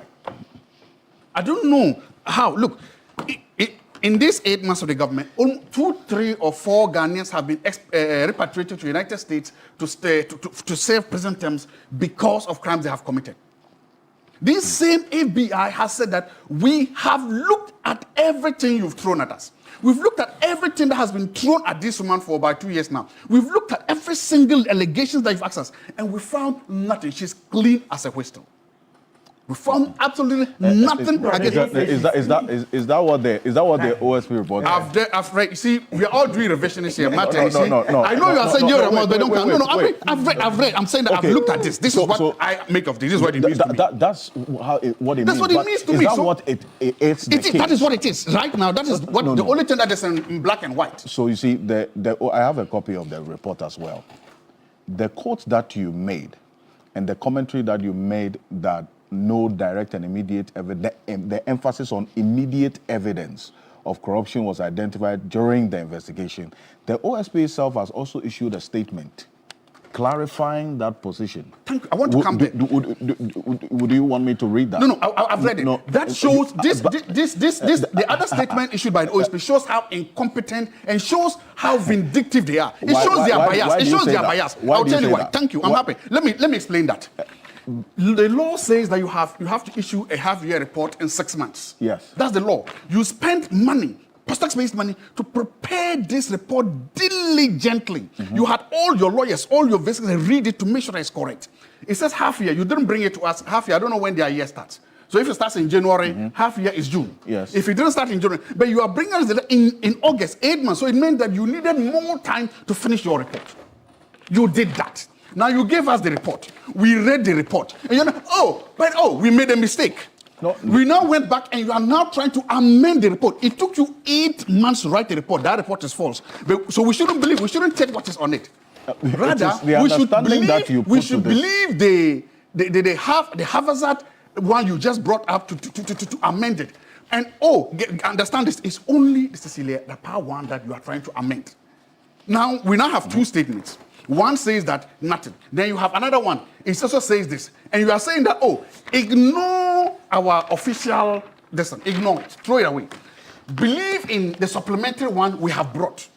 That is justice and the OSP. I mean, how do you do it? If you spend, how much money was spent on preparing this report? How much resources were spent? And then you are telling us that you are now poo-hooing your own report. You are now running away from your own report. You are saying that throw it in the gutter. Come and take the rejoinder that I have given you on duty. Who, if there is confusion, who caused the confusion? If there's misrepresentation, who caused the misrepresentation? If there are errors, who caused it? You cannot create or deliberately, willfully, or ignorantly, or mischievously create confusion, and now you are saying, oh, by the way, throw my report in the garbage. Come and read this one. Why are you doing that? If it took you 8 months to prepare a report, that you are not supporting your own report, you are not defending your own report, you are saying believe another one. If I was on that, it's personal. Because why are you afraid of the narrative surrounding it? Why are you afraid? Because you put it there. Why did you create that mischief? And that's the second point I'm making. I see, but this case is not a closed chapter yet, is it? Because even if you want to base on their report, they refer this to the IOCO. IOCO returned the docket. Now this new IOCO leadership says, I'm interested in this case. Bring me the docket. Let me look into it. Thank you. The IOCO has not said anything. I'm reacting to what is in front of me. I'm reacting to what the OSP has done. I am saying that the OSP, in fact, the OSP should tell us how much money was spent on this investigation so far. They should tell us how much collaboration has done. And so far, the OSP is telling us, after all that we have done, we have zero, we have nothing. They've come out empty-handed in this Sicilia Dapa case. If this report had come out when Akufo-Addo was in power, they would have burned down this village. This town would have been burned down. If this report had come out when the MPP was in power, if MPP had won the election and this report came out, there would have been fires on the streets of Accra because nobody will believe it. The report has come out now, and that is it. Again, you've seen that I have a stand on this position, on here whenever I come. Right. I've never said that don't investigate anybody for corruption. No, because my position is clear. I believe in regime accountability and post-regime accountability. Where regime accountability doesn't happen, in this case, you refuse to investigate and punish your own people, I believe that a new administration has every right, in fact, should actually actively pursue it to hold you accountable. At the end of the day, it's about what I call accountability. So long as you raise your hand to take an oath to serve your country, you must pray that one day you can also raise your hand in a docket to defend your regime. I will never justify. I will never say no do that. But this case, in this particular case you see, I'm beginning to sense a certain concept of personalized. There's something personal about it. It's like, listen, we must punish Sicilia Dapa. We must convict her. If not, all the noise, the cacophony of voices and noise about corruption would have been for nothing. It's like we must make sure that this woman goes to jail or we take her man. If not, we cannot justify the noise we made about her. That is vindictive. That is wicked. And for me, it seems that that is the rat hole that we are now passing through. I see. Whatever happened, by whatever means possible, Sicilia Dapa must go to jail. And I am saying that to me looks bad. Sicilia Dapa, wherever you are, the God you are praying to, continue praying to that God. The lawyers you have defend you, let them keep defending you. One day, in the court of justice, if you are found guilty, I'm sure you will serve your time. You knew that before coming to government. One day, if you are found not guilty, I'm sure you will say hallelujah. But right now, this report and what it says tells me that somebody out there is bent on sending this woman to jail. Well, that cannot be done without reasonable evidence that's proven beyond reasonable doubt in the court of competent jurisdiction. That decision of she being thrown into jail or otherwise cannot be done in oblivion. Here's what I bring in Alhaji Nusa Fuseni. Because of the legal nuance of this expression that Dr. Zato based his argument extensively on, as captured in this OSP report, that, quote, no direct and immediate evidence of corruption was identified during the investigation. The emphasis that the Special Prosecutor's Office puts in clarifying this caption of no direct and immediate evidence is that they say that these reports are accurate or inaccurate and a mischievous misrepresentation of the OSP's half-year report. The report clearly indicated that no direct and immediate evidence of corruption was found. A carefully defined legal standard that is materially different from the blanket phrases as no evidence and has been cleared. Is there any confusion in your mind on this? There's definitely no confusion. Why? Because no direct and immediate evidence have been found. So if evidence comes up after diligent search, which was not available to the special prosecutor and which touches and concerns corruption, they can reopen the case. So this does not mean that... No. Sicilia Dapa, if as we continue, corruption, I mean, it's finally revealed after diligent search and investigation that, I mean, she was involved in corruption, they can reopen the case. The case is not closed. That's what they are saying. But presently, they don't see corruption. Okay? Immediately, they don't see corruption. But that doesn't mean that there is no corruption. See, would Dr. Zato be right to say that at that time? This is not a clearance. She's being... You see, first of all, let's go back. Let's roll back so that our viewers will understand. Office of the Special Prosecutor, as the name suggests, has special jurisdiction. He has no general jurisdiction. He has special jurisdiction. His jurisdiction is to investigate corruption, corruption-related offenses, and breaches of the Procurement Act. So when you see the establishment of an office of the Special Prosecutor, that doesn't give the Special Prosecutor general jurisdiction, no. Now, so if the Special Prosecutor is investigating a case and comes to the conclusion that the case doesn't reveal corruption, corruption-related offense, or breaches of the Procurement Act, the Special Prosecutor will have to release the docket to a body, a state body that has the requisite jurisdiction to investigate that matter. That doesn't mean that the case is closed. And Martin is perfectly right, and that is the law. The FATF rules change the old law. That look, if you're going to fight corruption, you can't make the determination of a predicate offense sine qua non for the prosecution of money laundering. Because the offense might be committed in another jurisdiction. Or the accused person might successfully destroy the predicate offense. But our Constitution 286 and even Section 113 of the Anti-Money Laundering Act clearly establishes that if you are unable to prove, so shifts the burden of proof from the accused person, from the state to you. You must prove the source. Okay? So that is the universal, presently, the universally accepted way of fighting corruption.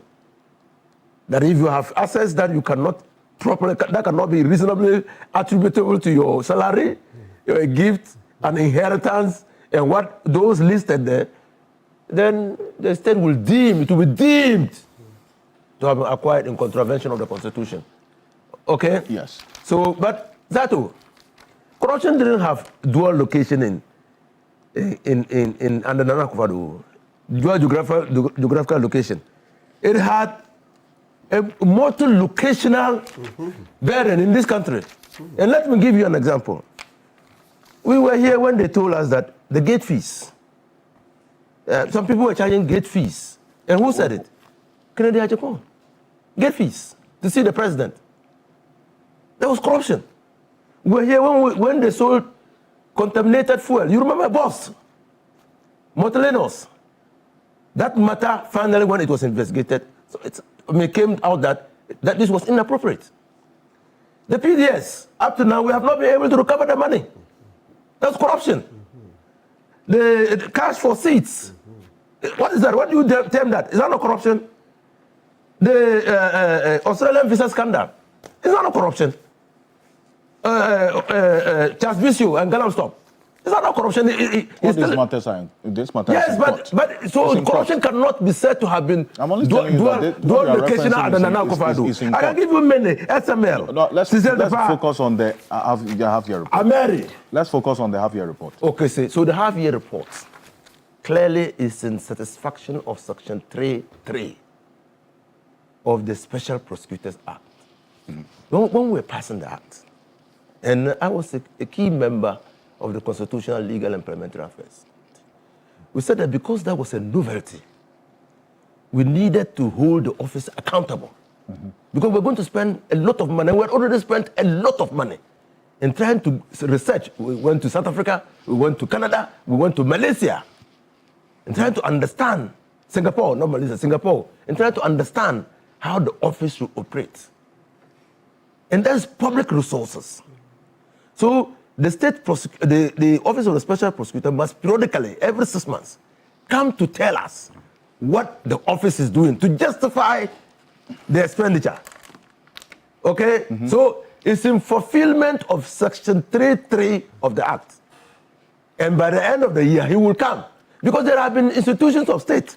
They have taken monies, spent the monies, are failing to account, and even when they are held before the Public Accounts Committee, they still fail to account. So, again, transparency. So we want to know, since the past case, you started it, where is it? That is why it is contained in the report. Where is it? So he has to give the people of Ghana that report. The SMA, why do you issue a red notice for Nana Ken Ofori-Atta? You should tell Ghanaians. And what is the status now? You tell Ghanaians. And what reasons, what motivated you to issue that? That's all what the mid-year report does. Educate us, bring us to speed with what is happening to justify the resources, the public resources that have been expended on the office. Well, Dr. Dasso says he has to be answering questions, because if you put something in the report and then you later issue a statement to clarify, then it raises questions. No, it doesn't raise any question. So about what exactly is in there. So it doesn't raise question. It's clear. But obviously, people have subjected that to various interpretations. The special prosecutor wants one interpretation because it issued the report. But people are subjecting the report to various interpretations. The special prosecutor said, no. That interpretation is not what should be put on it. So we need to clarify what is contained in there. Okay? Because you see, nobody is a Humpty Dumpty. And the special prosecutor is not a Humpty Dumpty. He's not saying what he's trying to get everybody to understand that this is the status of the case. He has not said that the woman has been exonerated. And we have heard a lot of commentary on exoneration. So there's no direct and immediate evidence of corruption was identified during the investigation of Sicilia Dapa by the FBI and the OSP. That's not... It's not exoneration. Okay. It means that for the time being, at the time that he was issuing the mid-year report, in accordance with his mandate and that at 959, he has not seen, the office did not see corruption or a corruption-related offense committed in the past or immediately. But that doesn't mean that that's a closure. It means that if subsequently, after diligent investigations, it's established that she was engaged in corruption and corruption-related offense, she will be prosecuted by the special prosecutor. And Martin is right. The common law position is that time does not run against the states. That's the position we still have in Ghana.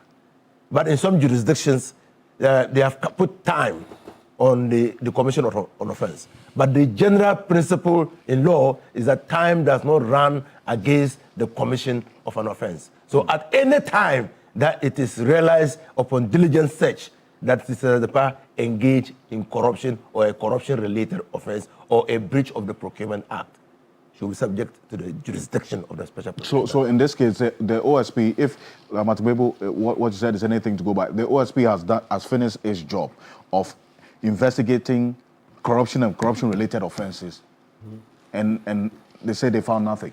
Yes. First of all, you must understand that in criminal offenses, jurisdiction is so important that you need to establish that before you go into the matter. If not, If you lack jurisdiction and you go into the matter, there will be a firm ground for your decision to be thrown away. Yeah, so they say for now. For now. Remember, even those who are fixated of the predicate offense. You remember when the OSP issued the report, the one where they said the cosmetic businesses, etc., don't belong to her. They also mentioned tax evasion. And tax evasion is in the realm of lawyer Siama. That's their jurisdiction. So those who are looking for tax, this is predicate, as we said, it's no longer law. But the OSP report, we can pull it out. You know, it was published. We all read it. Yeah, they mentioned tax evasion. So I don't want us to limit this discussion to Sicilia Dapa, because a lot of cases are under investigation. The general import of the mid-year review was to bring Ghanaians to speed on what the special prosecutor is doing, not on the case of Sicilia Dapa. But that clarity was key as well, so as to bring some level of finality to the conversation of whether or not the OSP has cleared Sicilia Dapa of any wrongdoing. There's no clearance. No one can read clearance into that. Okay, if you look at the clarification, the statement to clarify that position that the OSP made, because you've been referencing Leo for a while, I'll come to him. Because the OSP itself, in their statement to clarify that portion of their report, said they further emphasized that the case was referred to the Economic and Organized Crime Office under the previous leadership of IOCO, because investigations uncovered strong indications of money laundering, suspected money laundering, and structuring, which fall within IOCO's direct mandate. The previous leadership of IOCO did not act on it, and they returned the docket to the OSP upon advice by the Attorney General, which Matik Bebo, you see, I want to come to Leo on this, but quickly make a point. So you see what Martin was saying. Then you see that it was premeditated. Now, so IOCO, Office of the Special Prosecutor has limited jurisdiction, special jurisdiction if you want, cannot investigate money laundering. So it says that, look, I have seen strong indication of money laundering and structuring, and the proper institution to handle this matter is IOCO. Then Attorney General writes to IOCO to truncate the investigative process and says, return the docket to Office of the Special Prosecutor. And Office of the Special Prosecutor had earlier said that it didn't have the mandate, the authority, the jurisdiction. So what the Attorney General did was to deal a fatal blow. Yeah, let me put this fact. Let's add this fact, very serious, one fact. Actually, in the opinion, he said, Godfrey Dami said they had earlier on asked the CID to investigate the sources of the money. Can you imagine? They said CID, that's the police. Something that belongs to IOCO. How can you say you've given the mandate to CID to investigate this till date? Nothing on it. When he was leaving, where is Godfrey Dami's handing over notes? Maybe we can check with Dr. Ayene what he said. Where is the CID report on this? But Leo, I'll certainly come to you because I know you have quite something small to add on to. But Leo, because this new leadership of MPP parliamentary aspirant, because Sergio Ramo of NDC, because Leo is now with the new leadership of IOCO, and they have requested for this docket and some interest in there. Leo, the previous leadership thought otherwise. What is this new leadership, which you are head of legal and prosecution at IOCO, seeing in this Sicilia Dapa case, which you think is worth looking into? Okay, so first of all, let me offer some clarity to some of the positions that have been taken in this matter. And I don't want to place too much emphasis on the Sicilia Dapa case because it cuts across all other cases. First of all, before Act 1044, the position of the law was that without a predicate offense, you could not prosecute money laundering. But even with that, I believe there was a misconception. Now, you have to separate prosecution from investigation. The fact that you cannot prosecute a case without a predicate offense may not necessarily mean that you cannot investigate. I think that's where the problem has been coming from.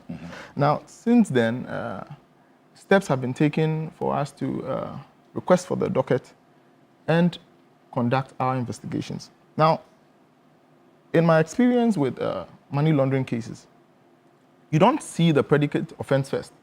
It's usually the money laundering you see. You can only establish or find out about the predicate offense upon investigating the money laundering in terms of the trail. Right. So, for instance, again, because I don't have a better example here, the sighting of the money in Sicilia Dapa's house is or may be termed the evidence or the money laundering. Now, we need to now follow the money, look at all financial history, trace the source, look at issues of tax evasion to establish the predicate offense. Right. So investigations must be differentiated from prosecution.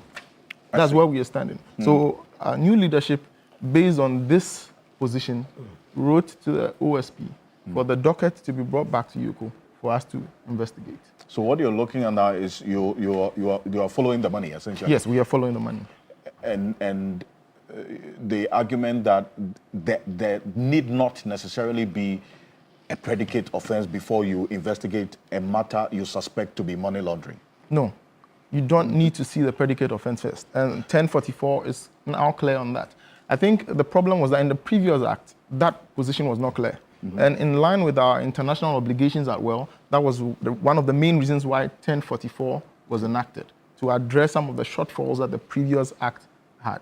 So on that breadth alone, it is now imperative for us to disregard or move from that position where we were concentrating only on the predicate offense as a means for the prosecution and by extension the investigation. And some of us even had this opinion before that time. So the position now is that after 1044, even without a predicate offense, even with 1044, even without a predicate offense, you should be able to prosecute a person on money laundering, because then you are going to look at offenses on the path of irregular lifestyle, or what we call the lifestyle audit investigations. Right. So this alone, without getting a predicate offense, is enough for you to go under Section 1(3), subsection 3 of the Anti-Money Laundering Act 1044. So you can start the investigation without necessarily establishing a predicate offense? Yes, definitely. But can you start prosecution without establishing a predicate offense? Yes, with 1044 now, that's the position of the law. Explain this part of it to me, then, and we'll put that on the screen. What you see there, where a person under investigation for money laundering is in possession or control of property which the person cannot account for and which is disproportionate to the income of that person from known sources. That is where the lifestyle audit you talk about can establish this. That person shall be deemed to have committed an offense under subsection 2. But you've had some lawyers also reference the fact that at this point, Sicilia Dapa is not under investigation for money laundering as yet. So what is Yoko's interest? What are you looking for exactly? Well, once the docket has been referred to us, that's the commencement of the investigation. You don't, in investigations, the assumption is always created that until the person is brought before the investigating body, then investigations have not begun. That's not necessarily the case. We may want to conduct background investigations and to know what we are dealing with before we bring you in. So investigations are currently ongoing. So that would satisfy the bit about the money laundering, a person being under investigation for money laundering. So that is the trigger.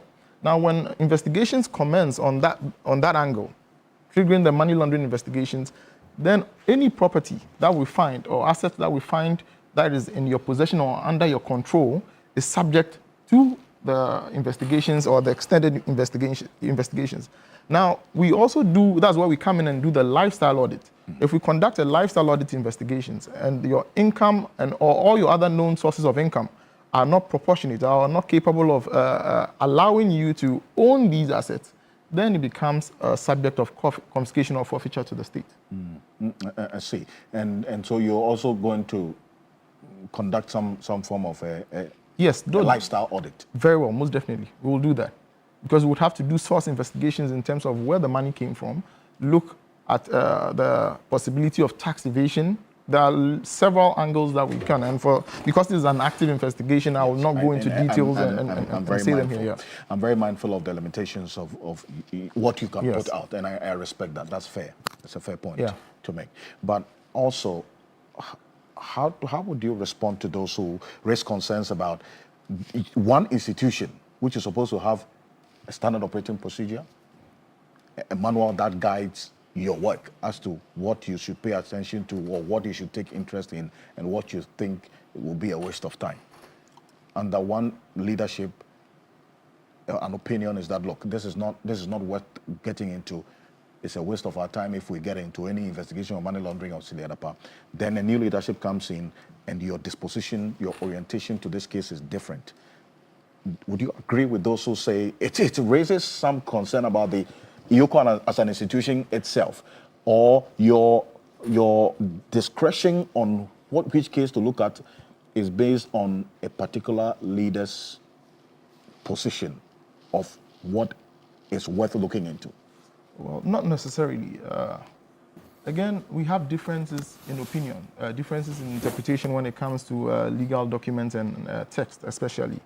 And what I would point out to is that crime is not mandate specific. When a person commits a crime, he or she doesn't decide to go within the realm of the Office of the Special Prosecutor. Even, for instance, if the OSP is investigating cases of corruption, they may find issues of forgery, falsification of documents, and all those other aspects. Even with IOCO, when we are running our investigations, there are times that we need or we rely on the expertise of other institutions or other sister agencies for the purposes of progressing our investigations. Perfect. We call on the Narcotics Control Commission, the OSP themselves.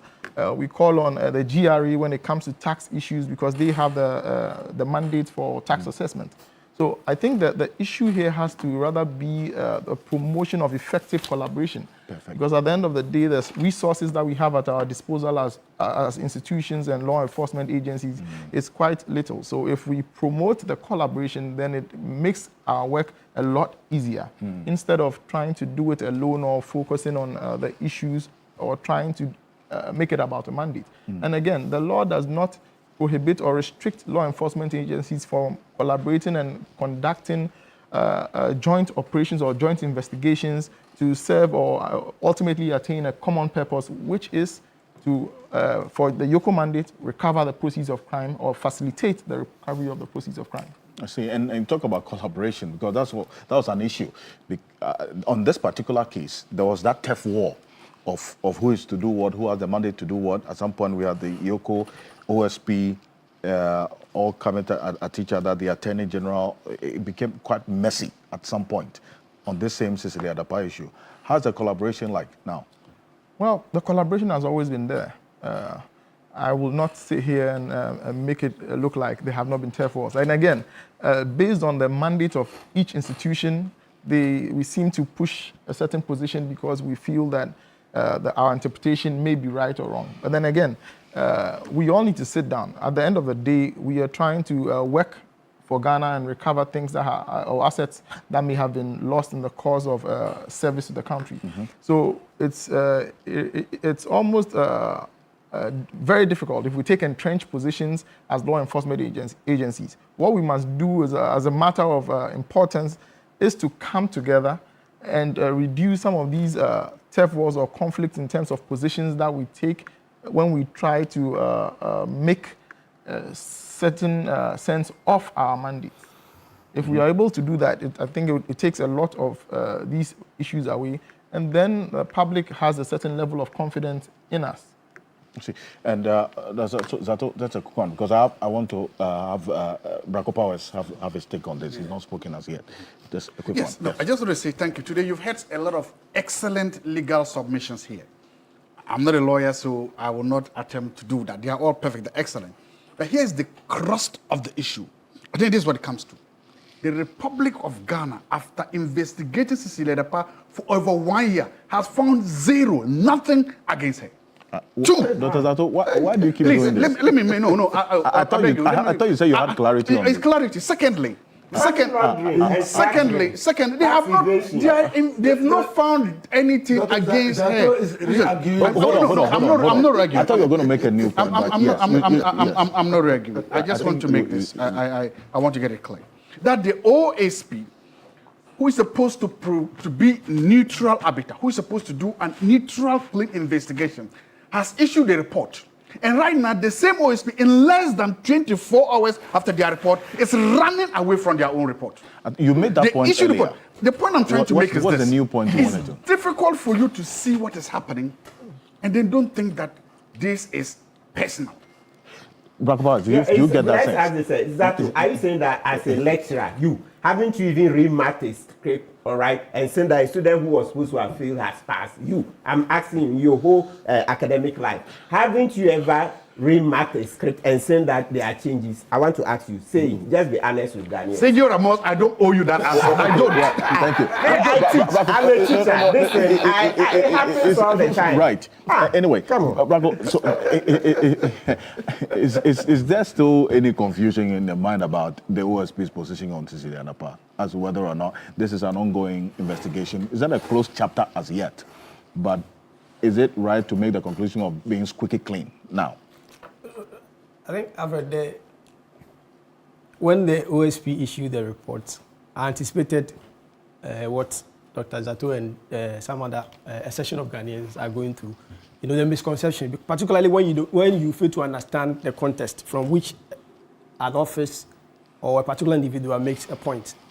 And I agree with the OSP because you see, when you put out a report and people try to put a spin on the report, there is a need to bring clarity or to clarify the issue and put it into proper perspective. I think when I read the report, I had no doubt in my mind that the OSP was forcefully right in saying that when we investigated, we found no corruption or corruption-related offense having been committed by Sicilia Dapa. However, there were instances or suspected cases of money laundering and extraction. And Alfred, we need to make it clear to your viewers. When we talk about extraction, we are talking about acts usually committed by suspects or individuals who engage in money laundering, whereby they divide the money into smaller units. Into smaller units, one to evade reporting and discovery or detection. Exactly. So if OSP says we were able to uncover cases of or suspected cases of money laundering and extraction, I think the appropriate act was what the OSP did by referring the docket to Iyoko to carry out that process. But that should not be misconstrued by anybody, that the OSP has cleared Sicilia Dapa of any wrongdoing altogether. And as Martin and Honorable Husseini said, this is just, with crime has no expiring date. Mm-hmm. It can be gone into at any time when new or fresh evidence emerges. So I think I have no doubt in my mind, and Dr. Zato should also get this clarification. The fact that the OSP came out with a subsequent statement clarifying that particular portion of the report does not mean that they were inconsistent or they were not dutiful with the work that had been given to them. I think that we should rather commend the OSP for the kind of work they have done. I have maintained, and on other platforms, that the OSP has been more effective in the first half of this year than even the Attorney General. Really? Yes. And this is my point. The OSP has gone beyond the media drama to give us material pieces of evidence of the kind of work they have done. Unlike the Attorney General, who enjoys media drama. Oh no, let me make my point. Because you see, the thing is that we want to see evidence. Don't forget that this government came to power on the back of Ora. And Martin Pebu had been forceful and an active member of it. And the thing is that I have always said that I supported the Ora because we need to sanitize the system. We need to inject some level of confidence, honesty, integrity into the system so that people who are giving public office will discharge their service with some decorum. I mean, they should go about their work giving respect to the kind of work that has been given to them, because you are representing almost over 33 million Ghanaians. Yeah. So when a duty has been given to you, you must discharge it with fear or without fear or favor, and let Ghanaians feel that indeed we feel no regret by giving the mandate to the NDC. But what are we seeing? We are seeing acts of cover-up. We are seeing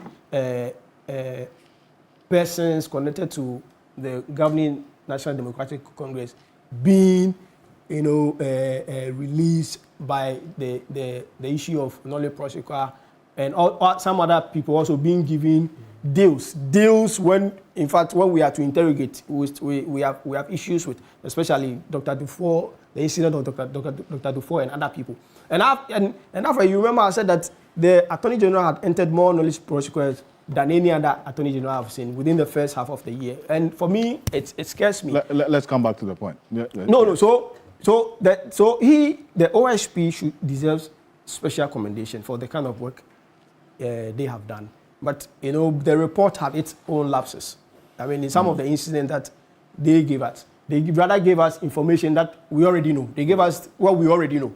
But we are expecting more than that, particularly in the case of some other people like in Ofori-Atta. We are looking at cases, maybe what is the state of the process of extradition. Because, this already, the Interpol read notice, and there are processes to get him extradited to the country. What are the fresh evidence or maybe fresh information that you want Ghanaians should exactly not putting what is already in the public domain to Ghanaians? And again, I don't know, Alfred, but the OSP has been very combative. When you read their interaction on social media, in their response to questions from Ghanaians, social media users, they have been very combative. And I at least expect that from an office that is supposed to, address issues in a corporate manner. Because their response to questions or even comment from ordinary Ghanaians, and mind you, these are people who may not have a better understanding of the issues. So their comments or their questions may be, sorry to say, maybe childish, or you may find them infantile. Because they do not have the kind of level of understanding that you have. But their response to some of their comments, and you feel that this is not supposed to be coming from somebody, an office being paid and fed and resourced by the taxpayer. These are the people who are paying the taxes. And, and apart from that, Alfred, the OSP, even though the prosecutor himself has said that they don't love using bail as a punitive measure, I think in some instances, they have used bail as a punitive tool, and they need to, Who are you talking about exactly? So particularly, we are talking about the case involving Paul Adumotre, where the OSP said that come with property in your own name. I mean, this is. It was strange when I read that. You are bringing a self-recognizance bill. But you are bringing in quite a number of things. No, Alfred, I'm only saying that as much as the OSP deserves special commendation, there are lapses that we are just reading for the OSP to also take into consideration. I see. Do you understand? So I feel within the first half of the year, the OSP has been dutiful. They've gone about their work, and with matters concerning Sicilia Dapa, nobody should be in doubt that the OSP has cleared him. He has not cleared him, as Dr. Zato and some other section of Ghanaians may believe. He has not cleared him of any wrongdoing, because merely by even saying that there are suspected cases of money laundering and structuring, it's enough for you to know that still there are some lingering doubts. There hasn't been any total clearance, so there are some lingering doubts, and I feel we all need to bring clarity to this. And Martin and Honorable Fuseni have made this clear, and we need to pick that up. We just need to encourage Iyoko and also to let them know that we are following this issue, particularly because there are a lot of, let me say, almost all Ghanaians are interested in the outcome of this matter. If Iyoko is able to douse the fire, and Iyoko tells us that they do not want to proceed with this matter, then we will understand. Unlike what the previous AG did, and Martin has said that when they claimed that there was a need to establish a predicate offense, I was surprised, because so they mean that there must be an offense connected to the serious offense such as money laundering, and without that they are unable to go ahead. I was surprised, and I was asking myself, was the Attorney General then aware of the bill? I see. Well, you reference another case of Ken Ofori-Atta and then this matters with what the OSP is investigating. We also got to know, and I'm not going to have you go into detail because I'm mindful of the limitations of this. At some point, we got to know that Yoko is also interested in some aspect of investigation regarding Ken Ofori-Atta, correct? That is so. But again, like you said, these are things that we will not comment on at the moment. Yes, these are things we will not comment on. No, and I respect that. That's why I preceded my question with that. So again, our mandate is very clear. The state has an interest in any development that occasions a loss to it. Yoko has a clear mandate to go after whoever is in possession of that and recover those proceeds back for the state. So if anything like that comes within our realm, we will do we will take our steps and then enforce our mandate in investigating. In terms of the details as to how we'll go, that is not available. But I just wanted to establish that Ken Ofori-Atta is also a matter of, it's a person of interest to Yoko. Like I said, I will not limit it to Mr. Ken Ofori-Atta. All I'm saying is that for now, any person who has taken anything from the state and whose activities fall within the mandate of the office is answerable. Perfect. The key issues that Ken Ofori-Atta is under investigation for, as captured in the OSP report, this half-year report, we're going to put out on the screen right now. It says Petroleum and Minerals Revenue Assurance, Electricity Company, that's the ECG contract, that termination, the BXC contract termination, and then also the Ambulance Procurement, GRA Tax Fund Management. Let's flip. The OSP gave some specific timelines to how this Ken Ofori-Atta case has transpired over time, as we have seen it travel right from January up until the time when we got to know that the OSP had put him, in fact, declared him wanted. And then now we know that he is on the Interpol red list as well. The OSP gave some further detail of what has been done so far. What we don't know is the status of the extradition. And I must be able, I indicated that this is not going to be a walk in the park. This extradition process will take quite a while. Absolutely, yes. I mean, we all know that issues of extradition are complex, extremely complex. And, you know, I like this referencing one that we did some years ago. I did with Professor Atifa. Long story short, you know that based on the bad prison conditions we have in Ghana, etc., that particular one, the British didn't extradite the accused to come back to Ghana. They refused because the report was clear. We went to the prisons when we wrote a report. Look, the overcrowdedness, all the conditions, they were terrible. They are subhuman, you see. So based on it, and other things, the case went to the court. They looked at everything and then decided that no, we are not bringing this, what do you call it, suspect back. Okay, so let's hope that they, you know, and there are other complex matters. Look, let's be very plain. Ofori-Atta is invested in America. I know that America always looks at its interests. He's a businessman there. That's another thing we'll be grappling with, right? Yeah, someone who is invested there. They need investment. Sometimes maybe we don't see. The capital around the world, they also compete with us. America is debt-ridden, right? Their debt is almost consuming them. They have Japanese debt, Saudi Arabian debt, Chinese, etc. They are neck in debt, right? So meaning that they also take foreign capital. So the fact that Ofori-Atta has invested in America is another thing we would be, struggling with, apart from prison conditions, etc. So, well, let's see how it goes. But extradition, it's a very complex matter, extremely complex. But we just pray that the Americans would do us good because, look, we are suffering.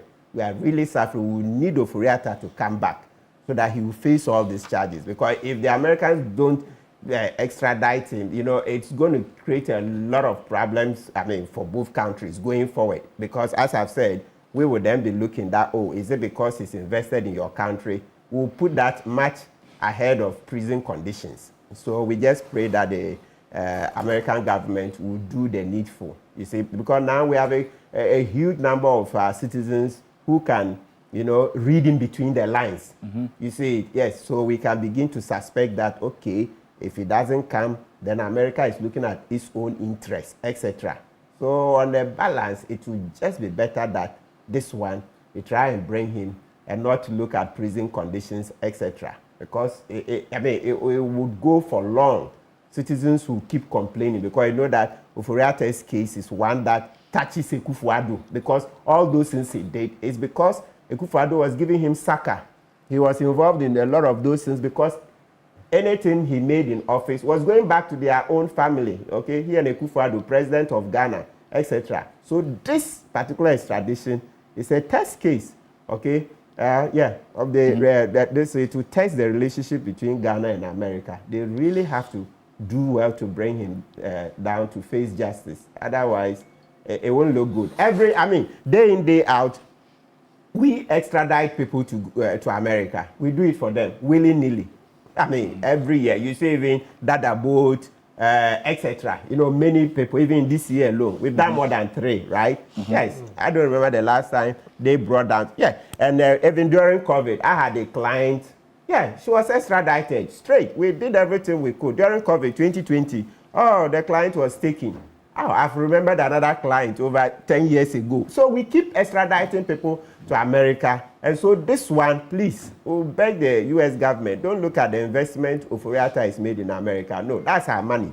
We are entitled to say so until he comes down and proves that that's not the money he made from office. Because, look, it's open. If you check Ministry of Finance website, I don't know whether this new government has taken it down, but it's public knowledge. Ofori-Atta said, when we borrow the bonds, Data Bank was making a cut. And Ofori-Atta is a huge shareholder of Data Bank. So that is our money. It's our money. It's not defamation, it's our money. He went before Parliament, the censure vote. When he appeared before the parliamentary committee, right, they asked him, how much have you made? Then he mentioned, at that time it was over 150 or 140 million Ghana. That's small. Then he said he will check the final figure and come out, right? So that's a lot of money. A lot. Lots of our citizens can't find food to eat. No 3 square meals a day. The cost of living is still very high. Hard. I just wanted to provide you with some information on that, because the finance minister during the budget reading did indicate that they were going to review the book runners for our bonds. Yes. And that was quite clear that we're going to do a review and it some was engagement. Akufo-Addo who defined corruption. He said, look, nepotism is corruption. So he said family and friends government is corruption. So when Akufo-Addo put Ofori-Atta there, and then every time we borrowed from the bonds, Ofori-Atta's company made money. Straight, classical corruption. Okay, so this is what... We don't need a court order. We don't need a court to tell us. It's Akufo-Addo who said, look, if you put your relation in government and the relation is making money off government, it's corruption. It's his own definition. But this is what Samir Dakon, who is a private legal practitioner as well, and he heads the communications for and operations for the Special Prosecutor's Office. He put this on social media in response to a question about the status of the extradition process. He said, at this stage, the decision rests with the United States authorities. Once their internal legal processes are completed, the OSP and the Attorney General will be invited to the U.S. to take custody of the individual, as is standard in such matters. For context, in a recent case involving the FBI, the United States made an extradition request to Ghana, and it took 1 year and 3 months for Ghana to conclude its legal processes before handing over the individual for trial in the United States. Therefore, delays should not automatically be seen as obstruction or refusal. Extradition is governed by law, no impulse. That's what. So even in the case of what you referenced with Ghana extraditing some persons to the U.S., he said it took 1 year and 3 months. That's one specific example. There are different ones. Some even take shorter. And others still take longer. It depends on the nature of the case. And then the accused person in the United States has opportunity to fight the case even there, exactly. to defend himself against extradition. But when you look at the sequence of events, you will left in no doubt that Kennedy Ofori-Atta has not done himself good, has not done the country good, and has not done MPP any good.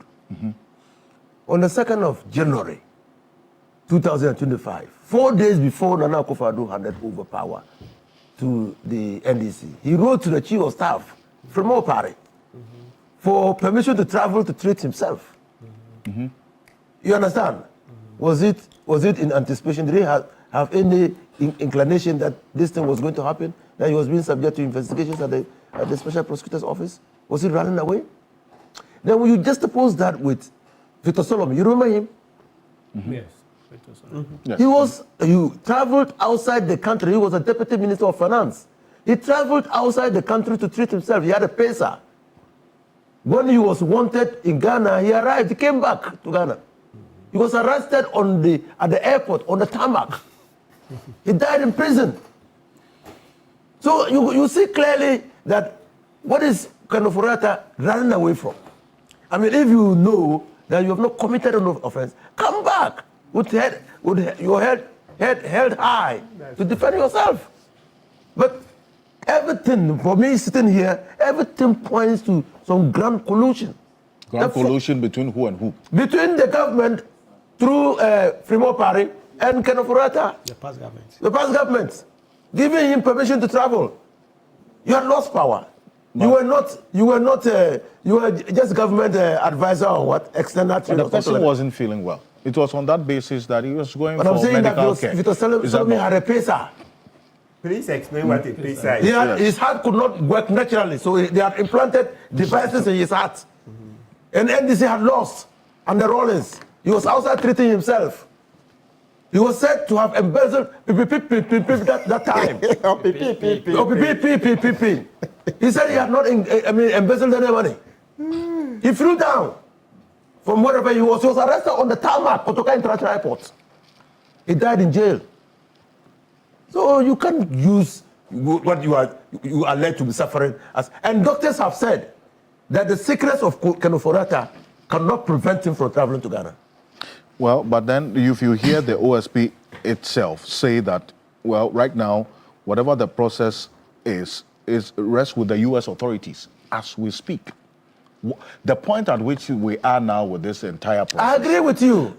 I mean, that's why many fugitives are walking about the earth without being extradited. You see, Mr. Ocansey, yes, Counsel. I said that, look, for me, it still beggars belief that we sat down and allowed Ofori-Atta to go without buy. Everybody knew that once MPP lost, bad. Every time, look, we come and discuss this and I say, hey, you see why Ghana is where we are. At the moment MPP lost this election, his own 98 or 88, was it 88 members of parliament passed a vote of no confidence in him. Everybody knew that he had challenges. This particular thing there, and then gives him a letter to travel. Let one person talk. Everybody knew that he had problems. I want to listen to one person. Okay. Okay. Honorable was on the floor. Everybody knew that. I'm just buttressing that point. Everybody, including MPP people, knew that he had problems. So he was going to be what, a subject of investigation? Sure. And who says that at that time OSP had not even started preliminary investigations? No, it's okay. I hope I can go. And NDC foot soldiers started saying it. Some even attempted to go to the airport. They said lockdown, close the airport. Remember, there was a lot of talk. You see, sometimes lay people tell us a lot of wisdom, but we think, we are book long, we know better. But theirs is more sense. The people were baying for the blood of Ofori-Atta and others. They kept saying, close the airport. I know, yes, we cannot literally close the airport. Their meaning was that put in place stringent measures so that these guys don't escape.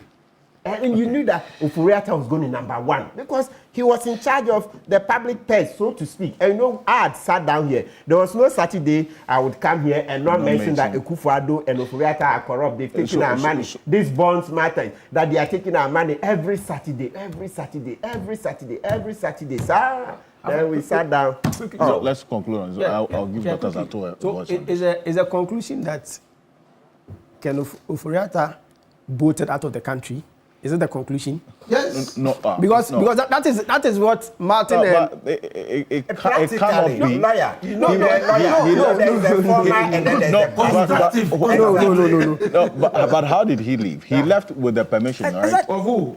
Of the chief of staff. That or permission. the notification. That notification. Do you know that a graphic has a publication that is not just Fremo or Pari alone? They said it also to current chief of staff.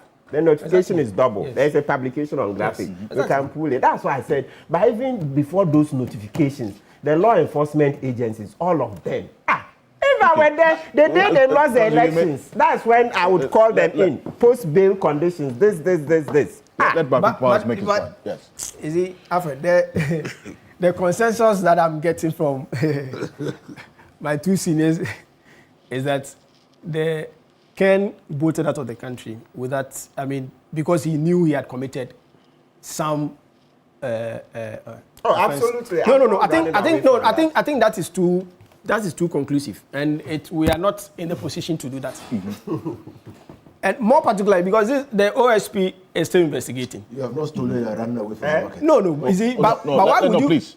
I think the OSP is still investigating, and the OSP has not said that he is guilty. And I think we must get this right. The OSP said, I need you to help me or assist me in investigating these matters that have been leveled against you. I don't think we should conclude that he decided to run away from the country and not to return by reason of the fact that he sought permission to go and address or handle some medical emergencies. I think we need to give him an opportunity because we cannot be drawing hasty conclusions, particularly when investigations are not even concluded, because his input will be much more important in the ongoing investigation. So, Alfred, I would rather take I would rather view the whole discussion from the prism of the fact that he is still innocent, and as we all know, as per our training, Martin is aware that per our training, we are too. Because you remember even yesterday, one of our colleagues was assaulted at the Kanishi District Court, particularly because they felt, why were you defending a suspected murderer? Exactly. So I think, Alfred, per our training, we don't need to draw hasty conclusions. We just need to accept people, view the fact, and more particularly, when we can only take decisions based on a set of facts placed before us. But when there are rumors, there are claims in the media, I'll just advise that let's be careful. In fact, that's why I reference, and Dr. Zato bringing, that's why I reference what the OSP itself has said, at least an official there. The update on this process is that, according to Samidako, the decision rests with the United States authorities. Once their internal legal processes are completed, the OSP and the Attorney General will actually be invited to the United States to take custody of the said individual, as is standard in such matters. And that the delay, although does not serve the interest of the demand of the Ghanaian populace, that this matter must be prosecuted as quickly as possible, it says it's part of the process. It shouldn't be seen as obstruction or refusal. So what should be, and Dr. here, bring you in, because of the update that the OSP gave, the specific instance that should play out, especially in the coming days on this case, as to updates on how far this extradition process has gone. As far as we know, there isn't much detail on that. Do we deserve that detail, at least, to know how far this matter has been prosecuted? Thank you very much. Please, what's your name? Leo. I like the way you spoke, and I like the way you've making your presentation so far. It's boring, but that is how bureaucrats speak. That is how professionals speak. So I teach Introduction to Public Administration, and I tell them that bureaucrats are neutral, apolitical, boorish, but that is how they speak. And I must say that is very professional. If you're a student and you are watching, you can learn from that. They speak based on the facts because they are there to save the state. They have no personal stake in it. They just tell you what it is and they leave it. Thank you very much. I'm really proud of Thank you. that. But did you say they are political? They are partisan. No. Me, the literature I have read. No, I'm just so that your students know. People who say bureaucrats are apolitical, that's old jurisprudence. I also, they are partisan. They are with the government. Okay, that's okay. Right. Okay, Dr. Zato, make your point. No, this one we're teaching. It's also it's part of that kind of statement. People tell that bureaucrats are partisan. They are with the government. Yes. They support a government in power. So that's partisan in itself. Okay, you've made your point made, but then again, Dr. Zato, continue the point you're making. Dr. Zato, no, I think you've just made the point. Yes, Dr. Zato, continue. Again.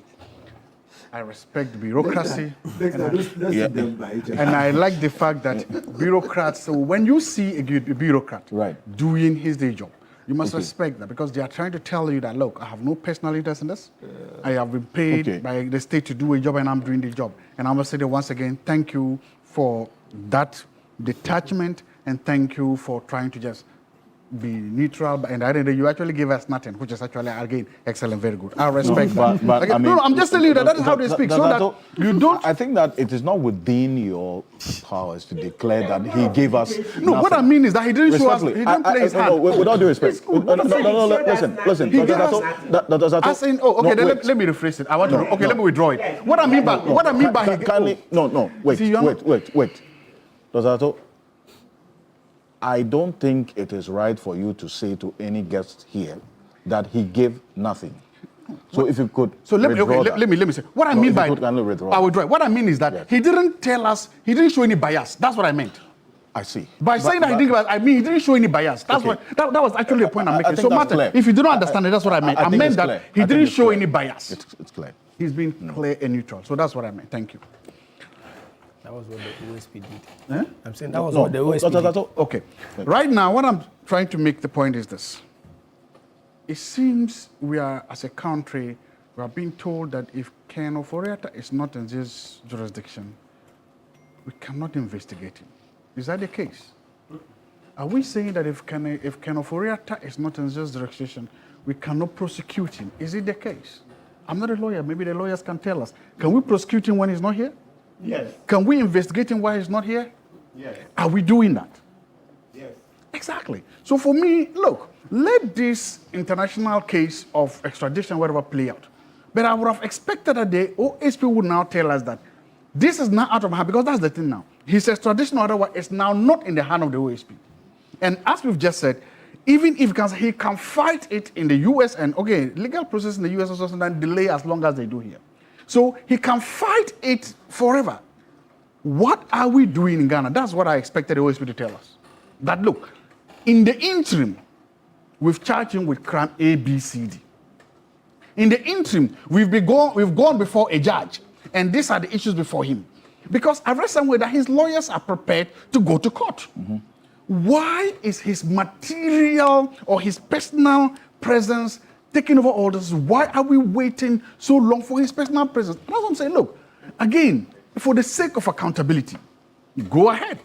For the sake of, if it is to retrieve funds or to punish him, go ahead. Because even in this country, we've seen where people have been tried, found guilty, and they have escaped the jurisdiction, the Tamakulo case. So my point, why is it that we are all fixated on seeing Ken Ofori-Atta here and in handcuffs? It seems that is it. And when you do that, it means that, again, you are personalizing the case. So, Mr. OSP, if it is possible to prosecute the guy in his absence, if it is possible to charge the guy in his absence, why are you not doing it? So, assuming, hypothetically, this legal extradition case plays out for the next 5 years, for the next 10 years, you are also just going to try and not going to do anything about it? Is that what we have been told? Is his mere or physical presence here the only way to give Ghanaians accountability, to give Ghanaians justice? If not, I would have expected that based on the amount of resources spent on this case, now we would have done that. The lawyers have gone on a vacation. If they come back, can he go to the court and say, I'm charging you with A, B, C, D? Can his lawyers go and defend him? Because if you don't do that, again and again, you are using Ken Ofori-Atta then as a dog whistle. And so he's not there. But whenever we used him, then it's like we are saying that the previous government was corrupt. And you see, that's why Ofori-Atta is running away. Because if you had evidence, if you have faith in your own evidence, if you think you have enough to convict him, go ahead and do that. Let's contest the case in court. Let him be convicted and abstain. You say, aha. Because right now, you're not doing that. It seems you are only interested in disgracing the man. It seems you're only interested in pulling the name of the former president into the debate. It seems you're only interested in pulling the former party to the debate. And you always do that. But you have not lifted a single finger to actually demonstrate that you have a case against the guy. That's my point. Don't do that. So for me, my advice is, look, you say that the man has committed crimes. You say that the man needs to answer questions before. Go to court. Charge the guy. Let his lawyers come and defend. And then you can do, because it should be possible for the office of the special prosecutor to be able to what? Walk and chew gum at the same time. It should be possible for the office of the special prosecutor to be prosecuting him, on the other hand, pursuing his extradition. Those two things should be possible. But right now, the office of the special prosecutor is engaged in what's called tunnel narrow vision. He must be extradited. If he's not extradited, nothing happens. Okay. What kind of analysis is that? So for me, go ahead, Mr. Office of the Special Prosecutor, if you have a case, charge the man. Let his lawyers come and defend him. And once you are doing that, also pursue the extradition. So that at the end of the day, we'll see what happens. But if you don't do that, it means you are rather personalizing it. Okay. Well, Alhaji of saying this matter of personalization really is based on what this case has been so far. Does it lend credence to any act of personalization? No, there's no personalization. Why? So I'll give you two examples. Number one, I said in crafting the law, we went to Singapore. There was a Singaporean minister who was accused by the special prosecutor in Singapore for having engaged in corruption. He ran away to Malta. He stayed in Malta for 20 years and came back. He was not prosecuted. It was when he came back that he was prosecuted. Two, we are lawyers here. Three of us here are lawyers. Or four are lawyers. Now, when you go to court, first of all, you must, like Leo said, what the special prosecutor is saying is that he needs Ofori-Atta to come to assist in investigations, not to stand trial. So there's a difference, in a long way between investigations and trial and prosecution. So that we must all get that clear. Even if the prosecutor investigates the matter in the absence of Ofori-Atta and comes to the conclusion that he must be prosecuted, when Ofori-Atta stands in court, because of human rights provisions and demands, he has to plead. He pleads guilty or not guilty. If he enters the witness box and decides that he won't plead, the judge will have to enter not guilty for him for the trial to continue. Now, in the case of Ofori-Atta being outside the jurisdiction, who enters the box? Who enters the box? Who enters the box? His lawyers. A trial in absentia. Yes, yes, a trial in absentia, but he must first of all appear. And you must first of all appear. So disagree because if we get contact with him, then we can briefly just short if we all disagree. What, based on the Benjilo case, etc., you see that he's offered to talk to OSP whilst he's there. So if we take that offer, get his statements, etc., I mean, to make it short, if we go through all the processes, then the Americans take the statements for us, there's a channel of communication, etc. Mutual legal assistance. But mutual legal assistance, that person must first of all be charged with the offense. No, I'm coming. So the charging doesn't have to take place in the OSP offices. So if he gets there, they are going to take his statement. They can take the court. Under the mutual legal regime, you must first of all be charged with the offense. So they will charge him there. So that when we say charge, let's explain this just briefly. When we say charge, the charging is not in court. We don't charge in court. The charging is done in the offices of the law enforcement agency. So if it's Yoko, they charge you in their office. It's a document. It's a charge statement. We have decided to charge you so and so offense. You have the right to speak or keep quiet, blah, blah, blah. I'm just paraphrasing. What do you say? So is that paper? So that's the charging. So if we take the offer through the Americans and then engage him, the charge statement, you write it in the US there. So after that, When charges have been filed in court through the same channel, we'll send to him that the trial is starting. So somebody who has given us a charge statement, the same channel of communication, if the trial is ready, charge sheet filed in court, we'll write to him, add the charge sheet, send to him. If it doesn't come, you take a Ghanaian court, the judge will go. The judge will go ahead. Yes. Thank you. Thank you, Martin, for the education. It's important. So that we've learned something too. So from what Martin says, excellent legal position, it should be possible for us to be able to, even if it is investigation, hold a Zoom. I've helped we've all taught people via Zoom. We've conducted examinations through Zoom. So there should be ways for us to be able to get the answers we want. And there should be ways for us to charge him without his physical presence. My point is that if we are putting all our eggs into his physical presence basket, then we are probably not being fair to Ghanaians. Well, because, Leo, I just want to come in on this one, especially because the institution as well that you're with has interest in this person. Is it about his personal, his presence physically? Does Yoko also have that interest of his physical presence, or whatever you're looking at can be done in absentia? Again, I will stick to not zooming in on Mr. Ofori-Atta, in terms of an individual who is not resident in the country. Theoretically, what Senior Martin has explained is possible. The requirement of the law, I think the constitutional provision talks about the fact that a person must be aware that criminal proceedings have been brought against the person. That's the requirement for you to be able to proceed on a trial in absentia in the event that the person is not in the jurisdiction. So if a person under such investigations is not here, theoretically, we can serve the charge statement on him. He answers, he brings it, and now there's a duty on him being informed that there's a legal or criminal process that has been initiated to now come and then respond.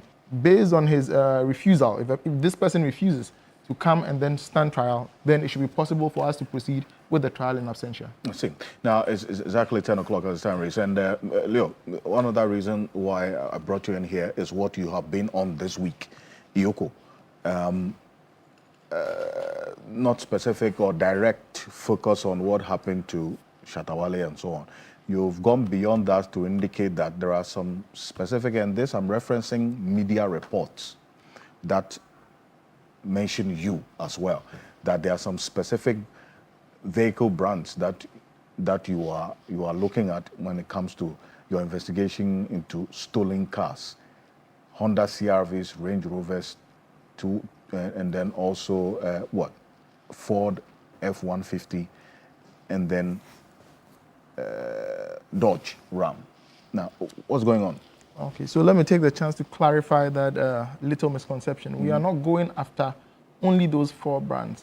We are giving out statistics by way of disseminating information in line with our mandate under Section 4 of the YOCO Act to make available to the general public as well as institutions that the Act considers relevant information that we have gathered in the course of our investigations. When it comes to the issues of stolen vehicles that are brought from the United States, Canada, particularly to the shores of Ghana, we have realized in the course of our investigations that these 4 brands are in terms of numbers, are the highest that have come to this site of West Africa, particularly Ghana and Nigeria. So so the advice to the general public is that if you want to engage in the purchase of some of these vehicles, these are red flags that you should look at. So the Dodge Ram is one, the Ford F-150 is one, the Honda CRV, and the Range Rover. The Range Rover. So these 4 are amongst the most that are stolen. The most that are stolen. But we look at all vehicles, not necessarily luxury brands. The focus has more or less been on luxury brands because of the lucrative nature of the trade in the stolen vehicles when it comes to the luxury vehicles, because these are high-end vehicles. If you go and get a Toyota Corolla, for instance, and you bring it here, the value in terms of how much a person who engages in this unlawful activity gets is not as lucrative as bringing in a Maserati. If the market value of one of those luxury vehicles is about 400,000, and you go and steal it and bring it to this part of the world, what is going to happen is that you are stealing it for without any effort or any money is being spent. If you come and you sell it here for about $150,000, that's a lot as compared to the Toyota Corollas that will come in. So it's not like we are specifying or restricting our retrieval of such vehicles. I see, but what would definitely get your attention if you have Toyota Corolla, just for the lack of a better expression, on the road, and then you have a Range Rover, because you've mentioned it on the road. Obviously, with what you have said, if your officials are on the road, and I see quite some checks on the road these days, with the customs and others, Yoko, all on the road. Okay. Wow. Okay, so stopping people and checking documents and so on. You key in chassis numbers to. Yeah, so I've been stopped twice, so okay, that's right. No, so I don't.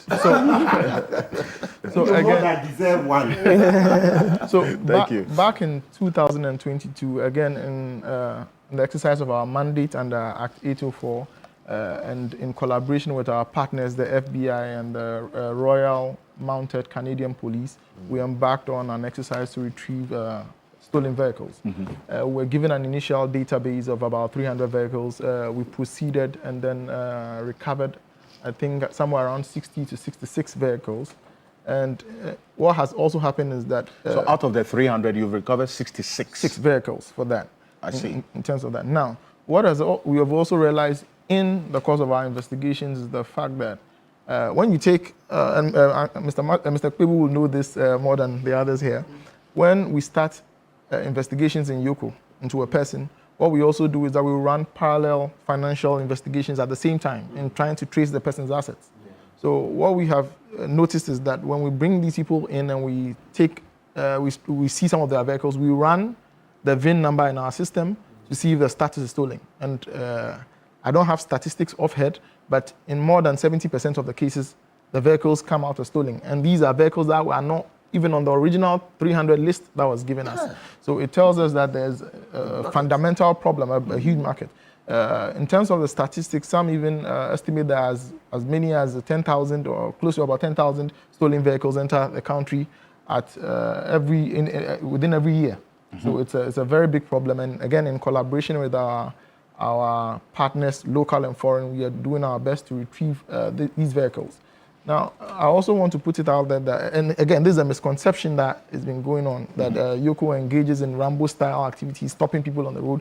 We don't do any of such things. So what happens is that because we have a database, we are able to track these vehicles to garages and individuals. So there are several ways that we retrieve them.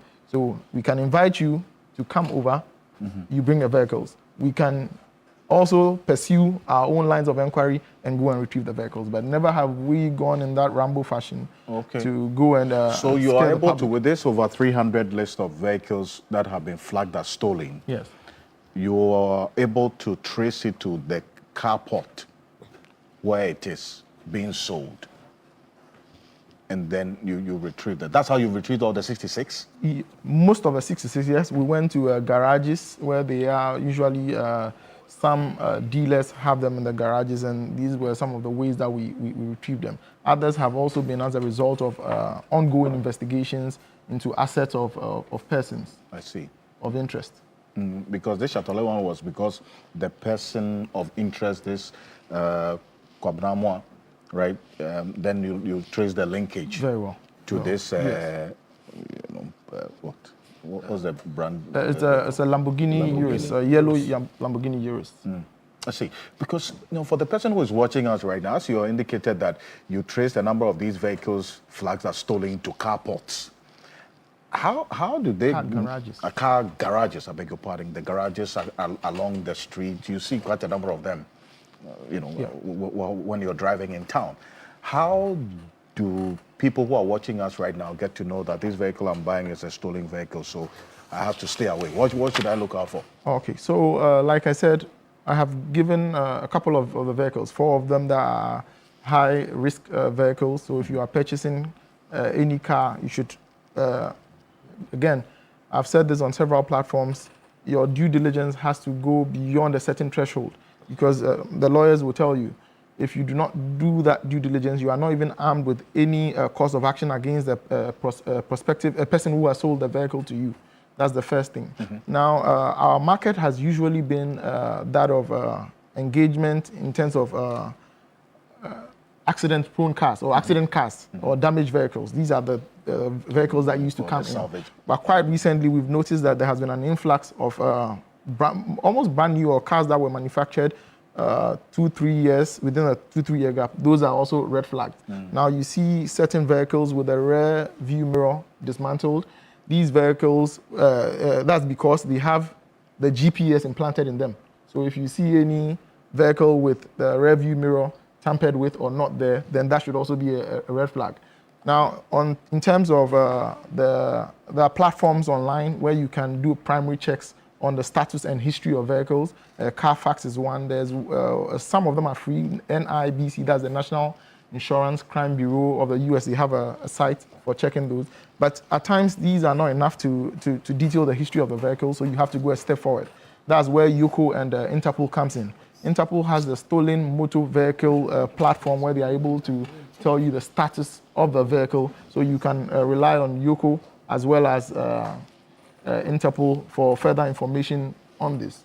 I see. Now, Dr. Ato, you wanted to ask a question? Very quickly. Again, thank you for the information, good education. But can we also have a platform like that in Ghana? Because it's not, a few people can check with the US distance base. Can you create even an app? It should be possible that, look, hey, you are going to buy a car, take the VIN number, put it on this app, an app that is easy to use, and we will give you an update. So if it's possible, do that, and also communicate these things to us. Put the information, let other, because like I'm buying a car, already I'm struggling with the cost. To do these background checks may take something, but if you make it simpler and easier for people, they can easily cross-check those things. So do that for us, so that it's possible. Like I said, there are lots of online platforms where you can check the status and history of some of these vehicles. However, they are not comprehensive. If you want a comprehensive history detailing the status of a vehicle, then the best place is to contact either YOCO or Interpol. Interpol, again, I say they have what we call the stolen motor vehicle platform where they are able to access information in terms of these vehicles at a certain cost. So it's not, and it's actually in your favor to spend that little in identifying the status of the vehicle than to expend money in it and trying to recover. And there's also a misconception out there, which I need to address using this platform, that the fact that you have duty has been paid on the vehicle legitimizes the transaction. It does not. Again, the lawyers will tell you, the Nemo Dat rule tells us that you cannot give a title to what you don't have. So if a thief steals a vehicle and sends it here, he does not have any legal title in the vehicle. So you buying it because it has come through our ports or it has been cleared or duty has been paid does not legitimize the transaction. But what if they give you a registered for you? That does not legitimize the transaction.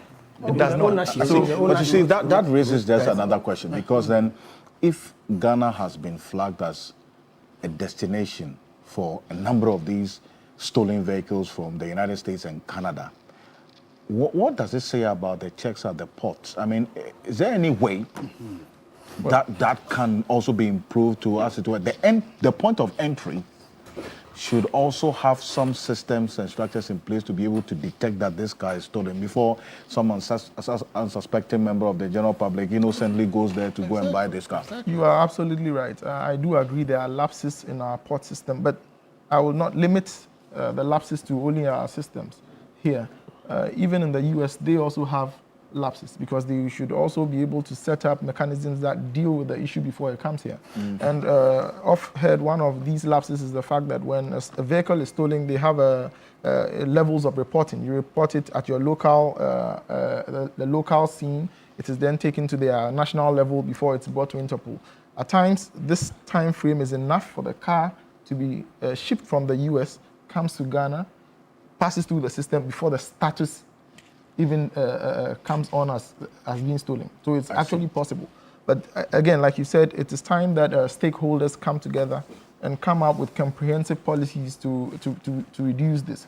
And one of the avenues that YOCO can deal with in terms of this issue is by educating the public, which is the reason why I'm here today and why we have been on several other platforms to educate the public as to the red flags. If you are buying a vehicle, check the status of the vehicle first, check the verification of the person who is selling it to you. You must check the person's ID. The ID must be valid. You must check the bill of lading. You must check custom declaration forms from both ends.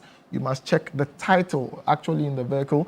When the vehicle is if the vehicle is a damaged vehicle, you should be looking at checking damage. They have other title forms for damaged vehicles because they may not be with the original owner. So they have all those forms. You need to check the history of the vehicles. And always try and use accredited or licensed dealers in getting some of these vehicles. Because again, on the basis of the NIMO-DAT rule, if you cannot transfer title in what you don't have to somebody else. So a stolen vehicle, irrespective of how you got it, whether for good faith, you bought it in good faith, or you did all the due, even when you do all the due diligence and you still buy it, it does not transfer title. And there are victims out there who want their vehicles back. In the cases, with the Canadian cases, for example, some of the victims there are even willing to pay extra to get repatriation orders, to pay for the cars to be brought back to their home country, to them using their own funds after the repatriation orders are secured here. I see. You see, and Alliance of Seni, you are concerned about the point about the exposure that we as a country are to the influx of these stolen cars. What can be done to address this? Well, because this is concerning, to say the least. Right. I mean, what criminals normally take cognizance of the time lapse between reporting and the shipment, and so they work within that time, and that's why the vehicles are able to get to this place. And when they get here, the Ports and Harbours Authority will do little, very little. I mean, they want to see the shipment documents, the cost of the car for tax purposes. Who brought in the car? Or sometimes they come in the name of companies. And so they just want their tax. And so I think that what we need to do as a people is to take the verification processes seriously. You can't just buy a car from the streets. You can't do that. It's irresponsibility. You can't do that.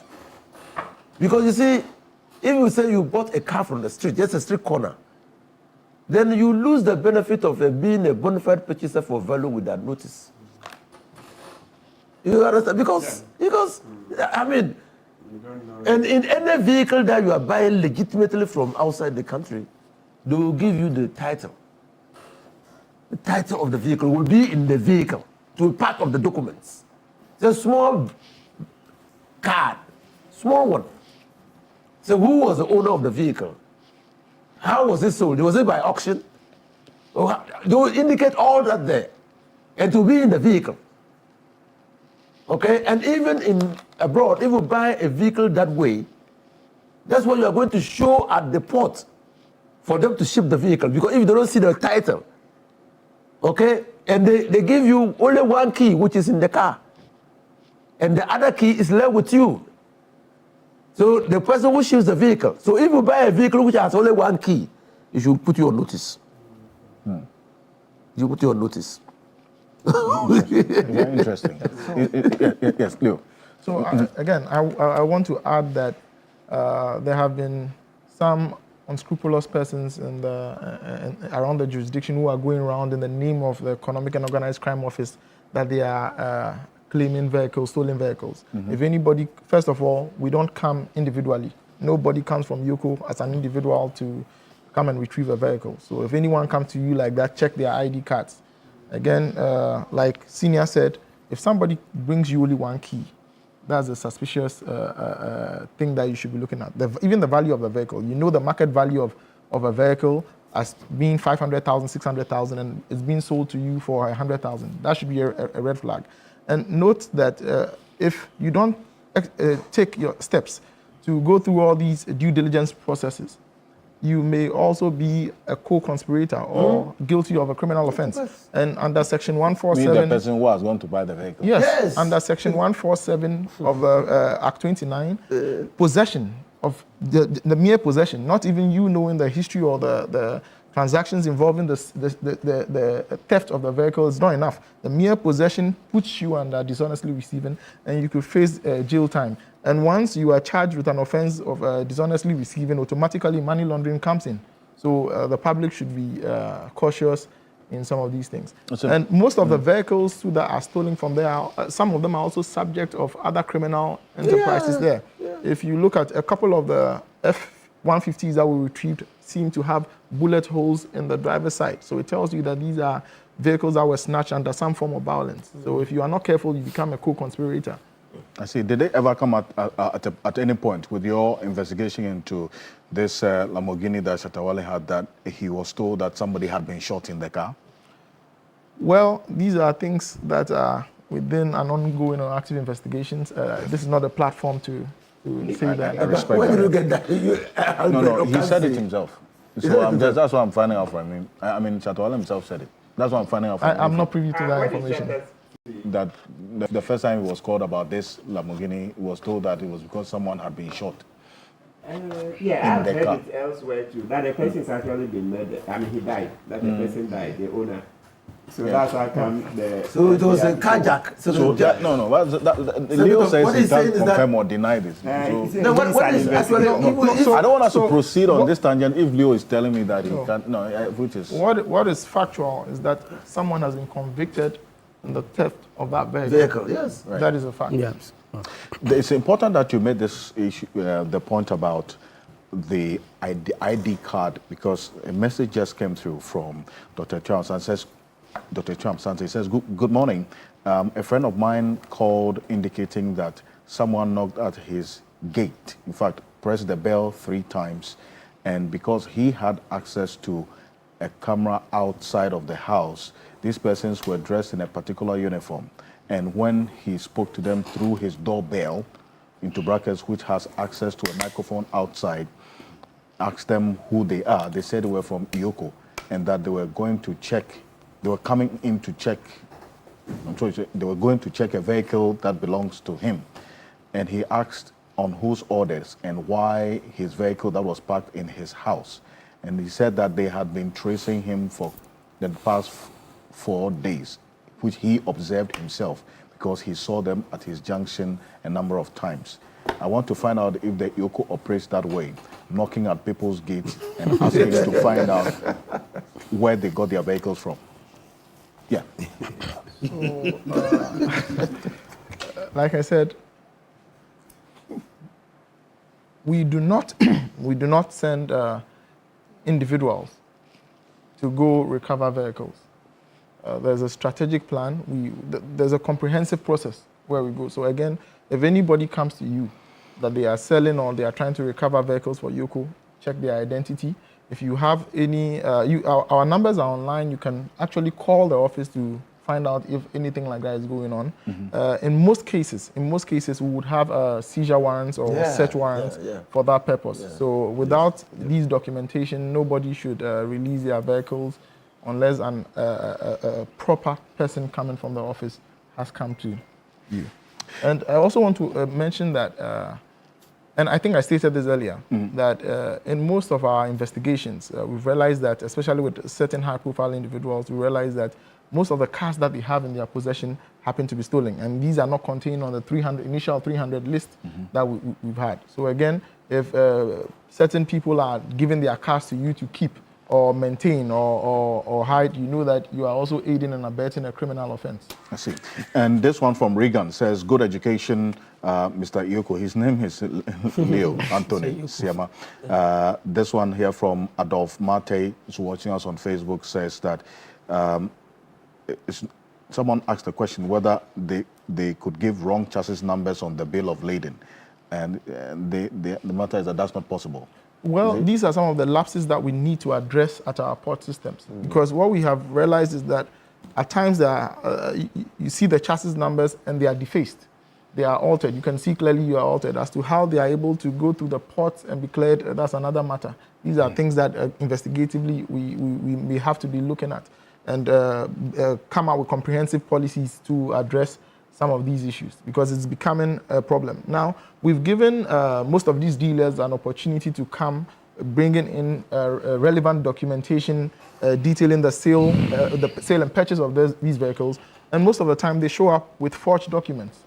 So that's also another problem for us. Well, Adolf Marte says that how is it possible that a car can go through before it appears on the database as missing or stolen? Yeah, the time lapse. The time. How is that possible? The time lapse. If you see, the trade routes are so much that you can get a vehicle in before the status is actually declared. So that's so possible. So that's one of the things that we have noticed. So just a question for her. So you see, because IOCO has been given police powers, yes. The law requires that when an officer of IOCO is going to carry out his duty under those police powers, you need to properly identify yourself. Yes.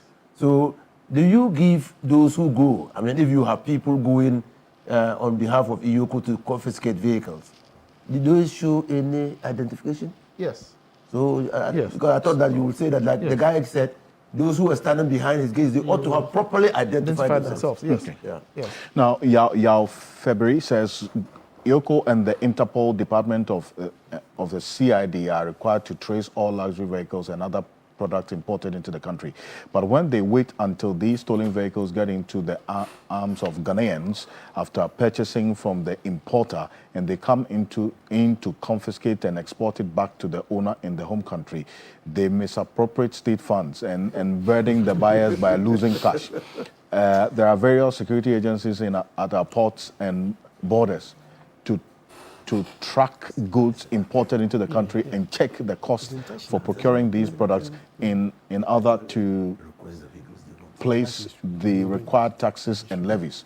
Every car imported into the country has its unique vehicle identification number, that's a VIN, engine number, and roadworthy certificate from the original user. So why must these vehicles get into the public space before tracking and communication is done as a stolen car? So again, there are lapses. We all agree that there are lapses within the scope. But I have reiterated here that payment of duty or the failure of our systems to check the transfer of these vehicles into the jurisdiction does not legitimize the transaction. And going on from there, IOCO has a clear mandate. And then under that mandate, we are to collaborate with our foreign partners. So based on the intelligence that we have received, we have a duty, we have an obligation to enforce that mandate. In so doing, our objective is to restrain the asset, confiscate or repatriate it as the case may be, depending on the court decision. Outside that, we can only educate and then propose ideas that can be implemented in terms of policies to check some of these things. There are quite a number of your messages, and this one here from Manini Mani says, good morning. Don't be envious of anyone's riches. You don't know how they make their money. Thank you very much. And Leo, thank you for coming. Thank you so much. And Leo Anthony Siama is the head of IOCO's Legal and Prosecution Unit of the Economic and Organized Crime Office. This is Key Point. We're back shortly after this quick break. Remember, as always, we're live on 3FM 92.7, also on TV3 Ghana, on Facebook, on the Voice of London Radio in the heart of the City of London, and the Voice of London Television as well. As always, my outfit this morning is by Cobra Clothing, the best version of you. You can locate them on the Spintex Road, 18 Junction, opposite the Allied Oil Filling Station, ground floor on the Ghana Made store. This outfit and many others you see me wear on Saturdays is by them. You can call them on 0244 238 341, 0244 238 341. Choose Cobra Clothing, choose right. We'll be back shortly after this quick break. Stay with us.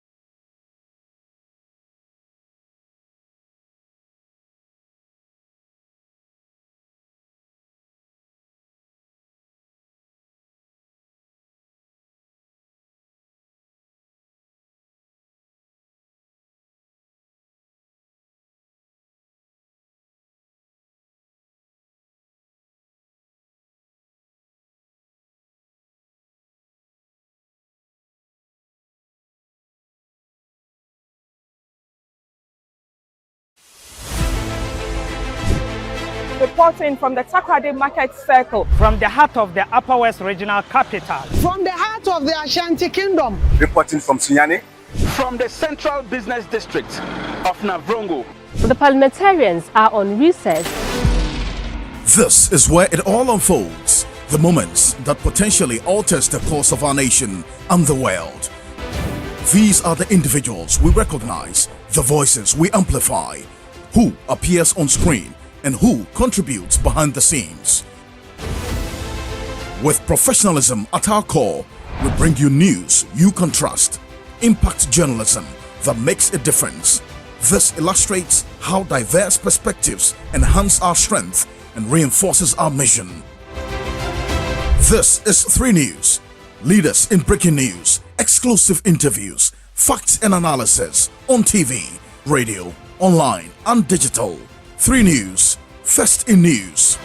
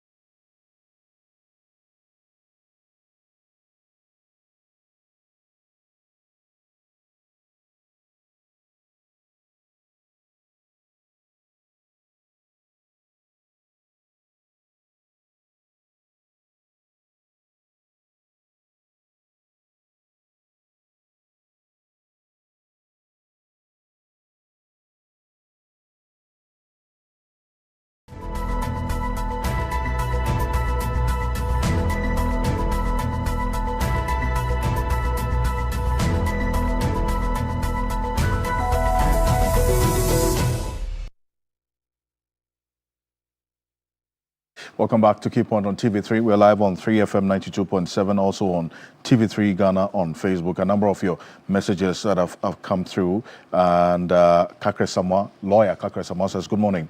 I'm not sure I follow the thinking of Dr. Zato regarding the Ofori-Atta case. Whilst it is possible to try him in absentia, justice will not be served when processes go on when he is not in the jurisdiction.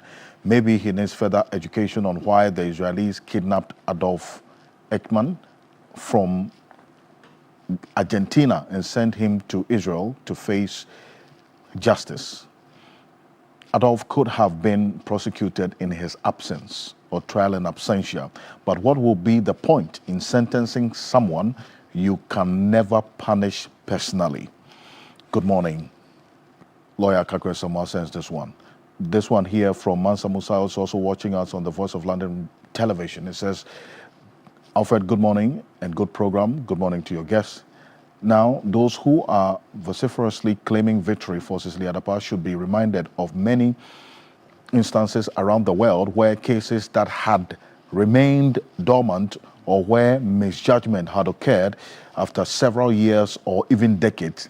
New and accurate technologies have also enabled new references into old cases, which has now resulted in real and true justice to all concerned.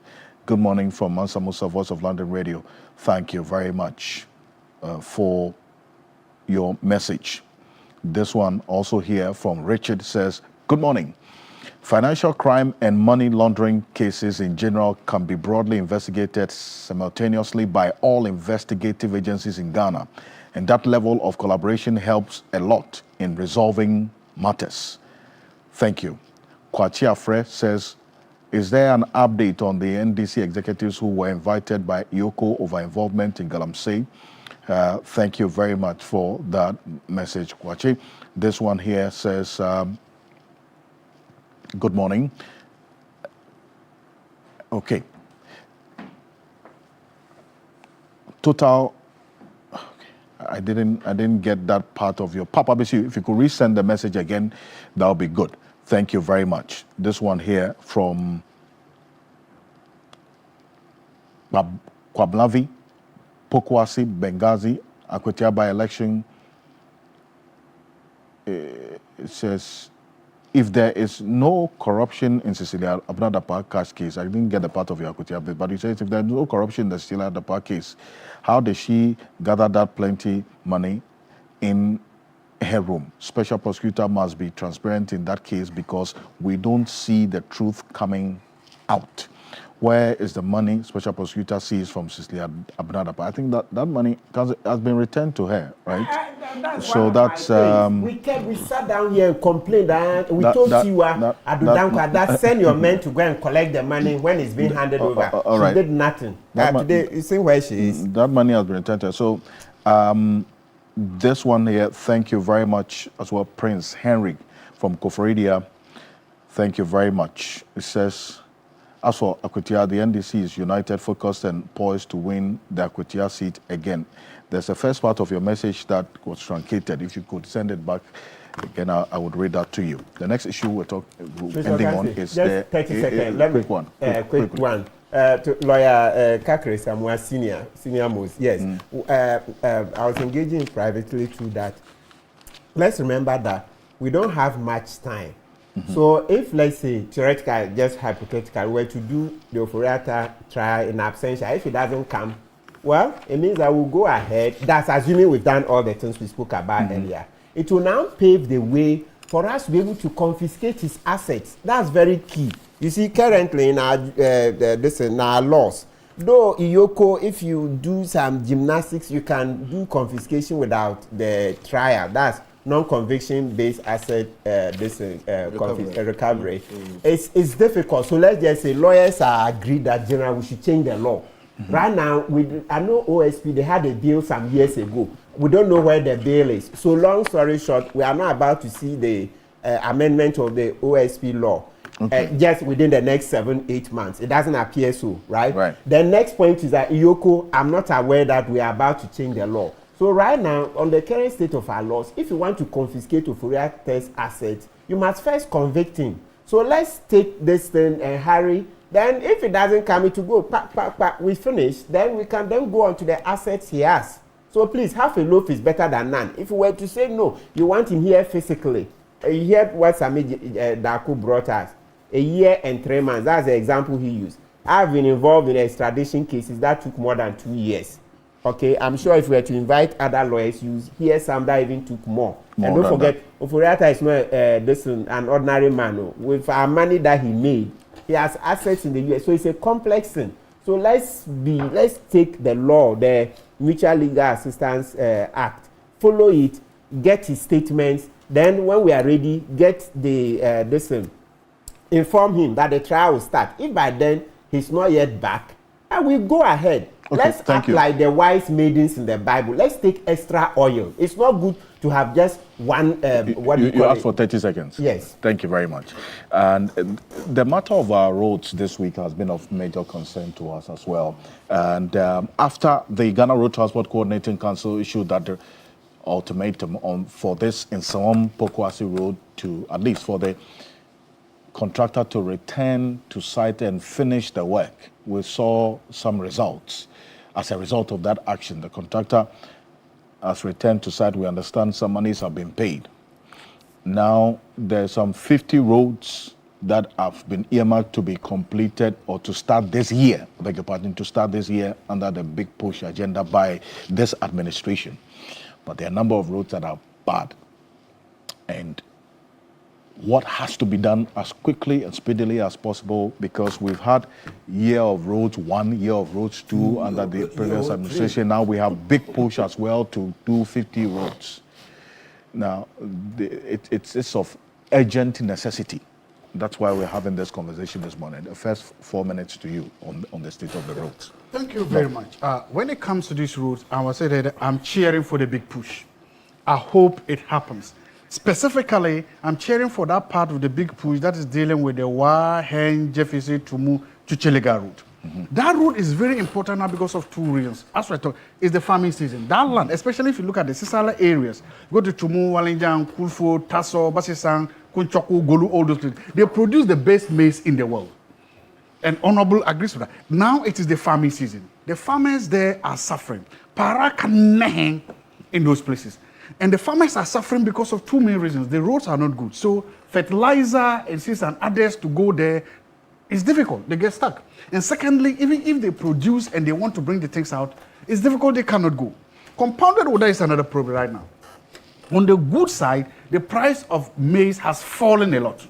Maize is now very cheap. That's the good side. Yeah. A bag of maize is now about 400 or 350 there. So that's the good news. The bad news is that a bag of fertilizer is more than 500 Ghana cedis.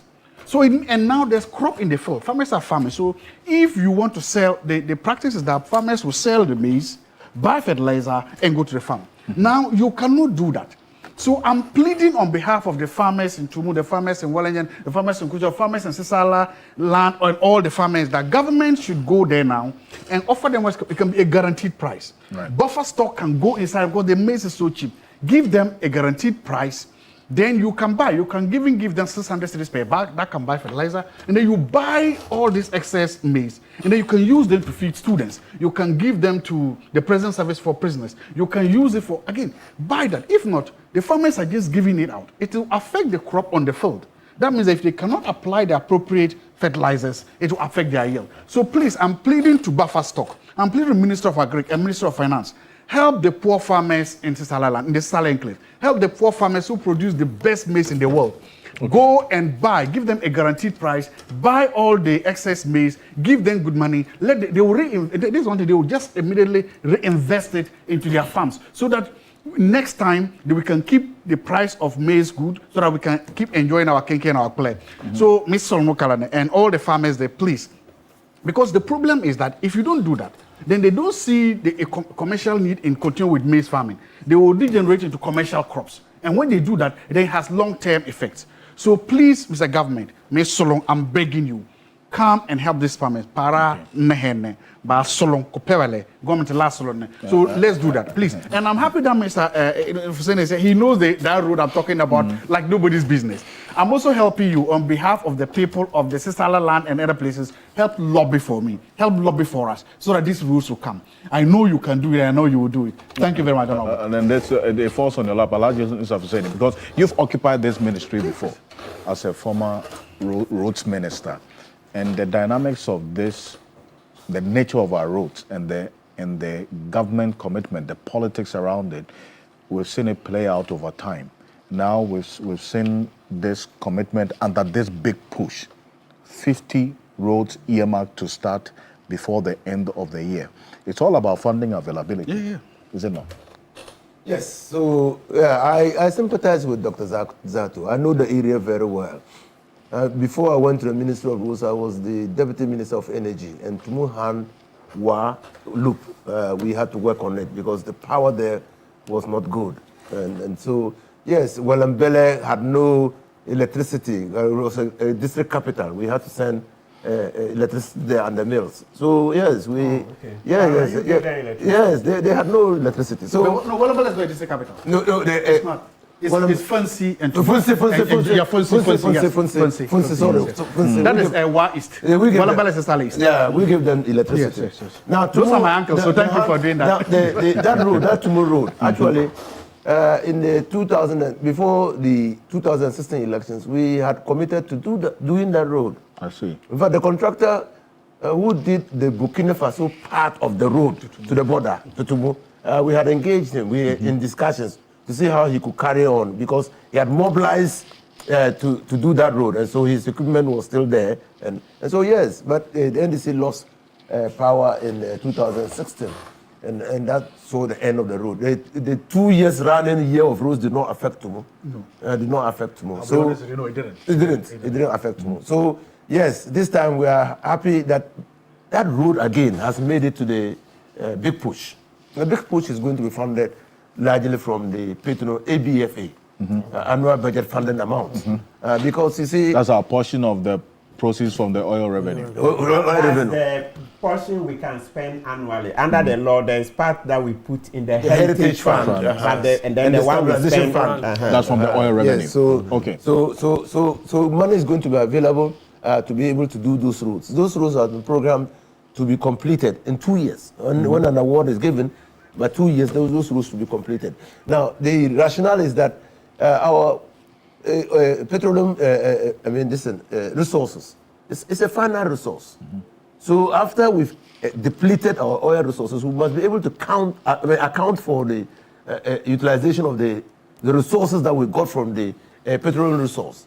And so it is NDC's thinking that we should track the use of those resources in putting up infrastructure that will improve upon the lives and welfare of the people within the communities in Ghana. And roads play a major role. I mean, I always, as minister and also as a public discussant, I've always said that the importance of roads have been recognized for a very long time. So when you read history, Vasco da Gama, when he discovered the sea route to India, brought prosperity to the Indian subcontinent and also prosperity to Europe, because things which were hitherto expensive and had to go through the Silk Road had now an easier way to go to Europe. So you create prosperity by making roads. Now, again, locally, Afrancho, you know Afrancho, they used to produce a lot of tomatoes. And at that time they were producing tomatoes. Tomatoes will be in season, but Upper West region will not have tomatoes. Because commercial drivers were refusing to cut the tomatoes to Upper West because the roads were terrible. Okay, the Bali Bomboy Road, terrible. And so that's what happens. That's the president's hometown. You can live in this, you'll be terrible there. I know it's a play, but okay, let him make a point. Let him make a point. So it was terrible. And so farmers were not deriving the benefits of their efforts. The people who the market to was not being serviced, was not served. So there was and the service And so it didn't create prosperity. I agree. And so roads are very important. And we will support to see how the big push agenda, which is clearly an agenda to account for the utilization of petroleum revenues, is translated and made beneficial for the people of this country. And Abraku Powers, on this particular matter, because of how critical roads, good road network is to the development of any country. This the 50 roads that have been earmarked under this big push, and why that should not follow the path of previous political promises of year of roads and so on. Alfred, key thing, when the government announced the big push and the finance minister indicated that the government had issued commitment authorization for 32 road infrastructure to be carried out, I was happy for one thing. Our roads have become medicines. Yes. And sometimes you ask yourself, why have we debased ourselves to this level? Because government in and out have to construct roads. You take money from taxpayers to undertake to carry out social amenities, and including infrastructure development. Yet we end up not seeing anything. And I've always said that usually when we are talking about matters of road or road network, rhetorics have always won against action. So they tell us we have done this or we are going to do this. At the end of the day, we'll go back to Parliament and renew our promises that we are now going to again construct roads. So for me, basic thing, I'm happy this government has indicated its commitment to improve our road conditions. And I've had one thing that usually bothers me. Whenever they are filling potholes, I wonder why they always leave signs. So when you are driving, maybe when you are driving directly into an old pothole that the contractor may have filled, you get the sense that this was a pothole or this was a pothole and that had been filled. I don't know, they are not able to cover the pothole so that you will not even see the signs. I'll ask myself, why do we normally do that? So the pothole normally, when they are filling it, the moment you are getting closer, you know that this was a pothole that had been filled. I think they should be able to do it in a way that you won't notice it. I don't know, Martin. You have seen. So when you are driving into water, you see uneven. I mean, the car will be moving up and down the bumpy road. I ask myself, but we have, engineers in this country who are very good at what they do. Can they do something that, everybody will praise them, so that when you are driving into an old pothole, you will not notice that this used to be a pothole. So I think, Alfred, it's a good thing. We want to encourage the government. Everyone is in favor of it, right? Because these are the many one of the reasons why we pay tax, and we are happy to pay tax because government must work. And if we want the government to work, and we are ready to pay the tax, the action must precede the rhetoric. We don't want this time around. We don't want the government to give us excuses at the end of next year. Or let me say, at the end of the year, they tell us that we were unable to start the road projects that we promised. We want to see more action, less talk. The previous regime, we saw a lot of talks and the delivery pathetic. But we are encouraging His Excellency, the President. We are rooting for this project and want to see it being brought into fruition, or they should make it a reality for us. I want to just 2 minutes on this matter, because this is an issue. We were caught in a conversation, right, at some point about how the nature of our roads are, and especially the ones that connect even in intra-city, and then those that connect to other regions. What you are seeing on the screen is the Pokwasi Nsawam road when the contractor returned to site, and this one we're showing you is a Kaswa as well. There, and these were all mentioned in previous budgets, but were never done or completed. Council. Yeah, so, and let me add one that also is dear to my heart, around the Pantan area, you see, from Pantan going to Abokobi. There's a bridge. The potholes there. It's serious. It's serious. That one, I even had cause to write to the Honorable Minister that he should try and fix it. So, Honorable Governor Agboja, please, the Pantan to Abokobi Road, the bridge there around Paraku Estates is terrible. That one will cost far less to just fix it than this major road. Okay, so please add it.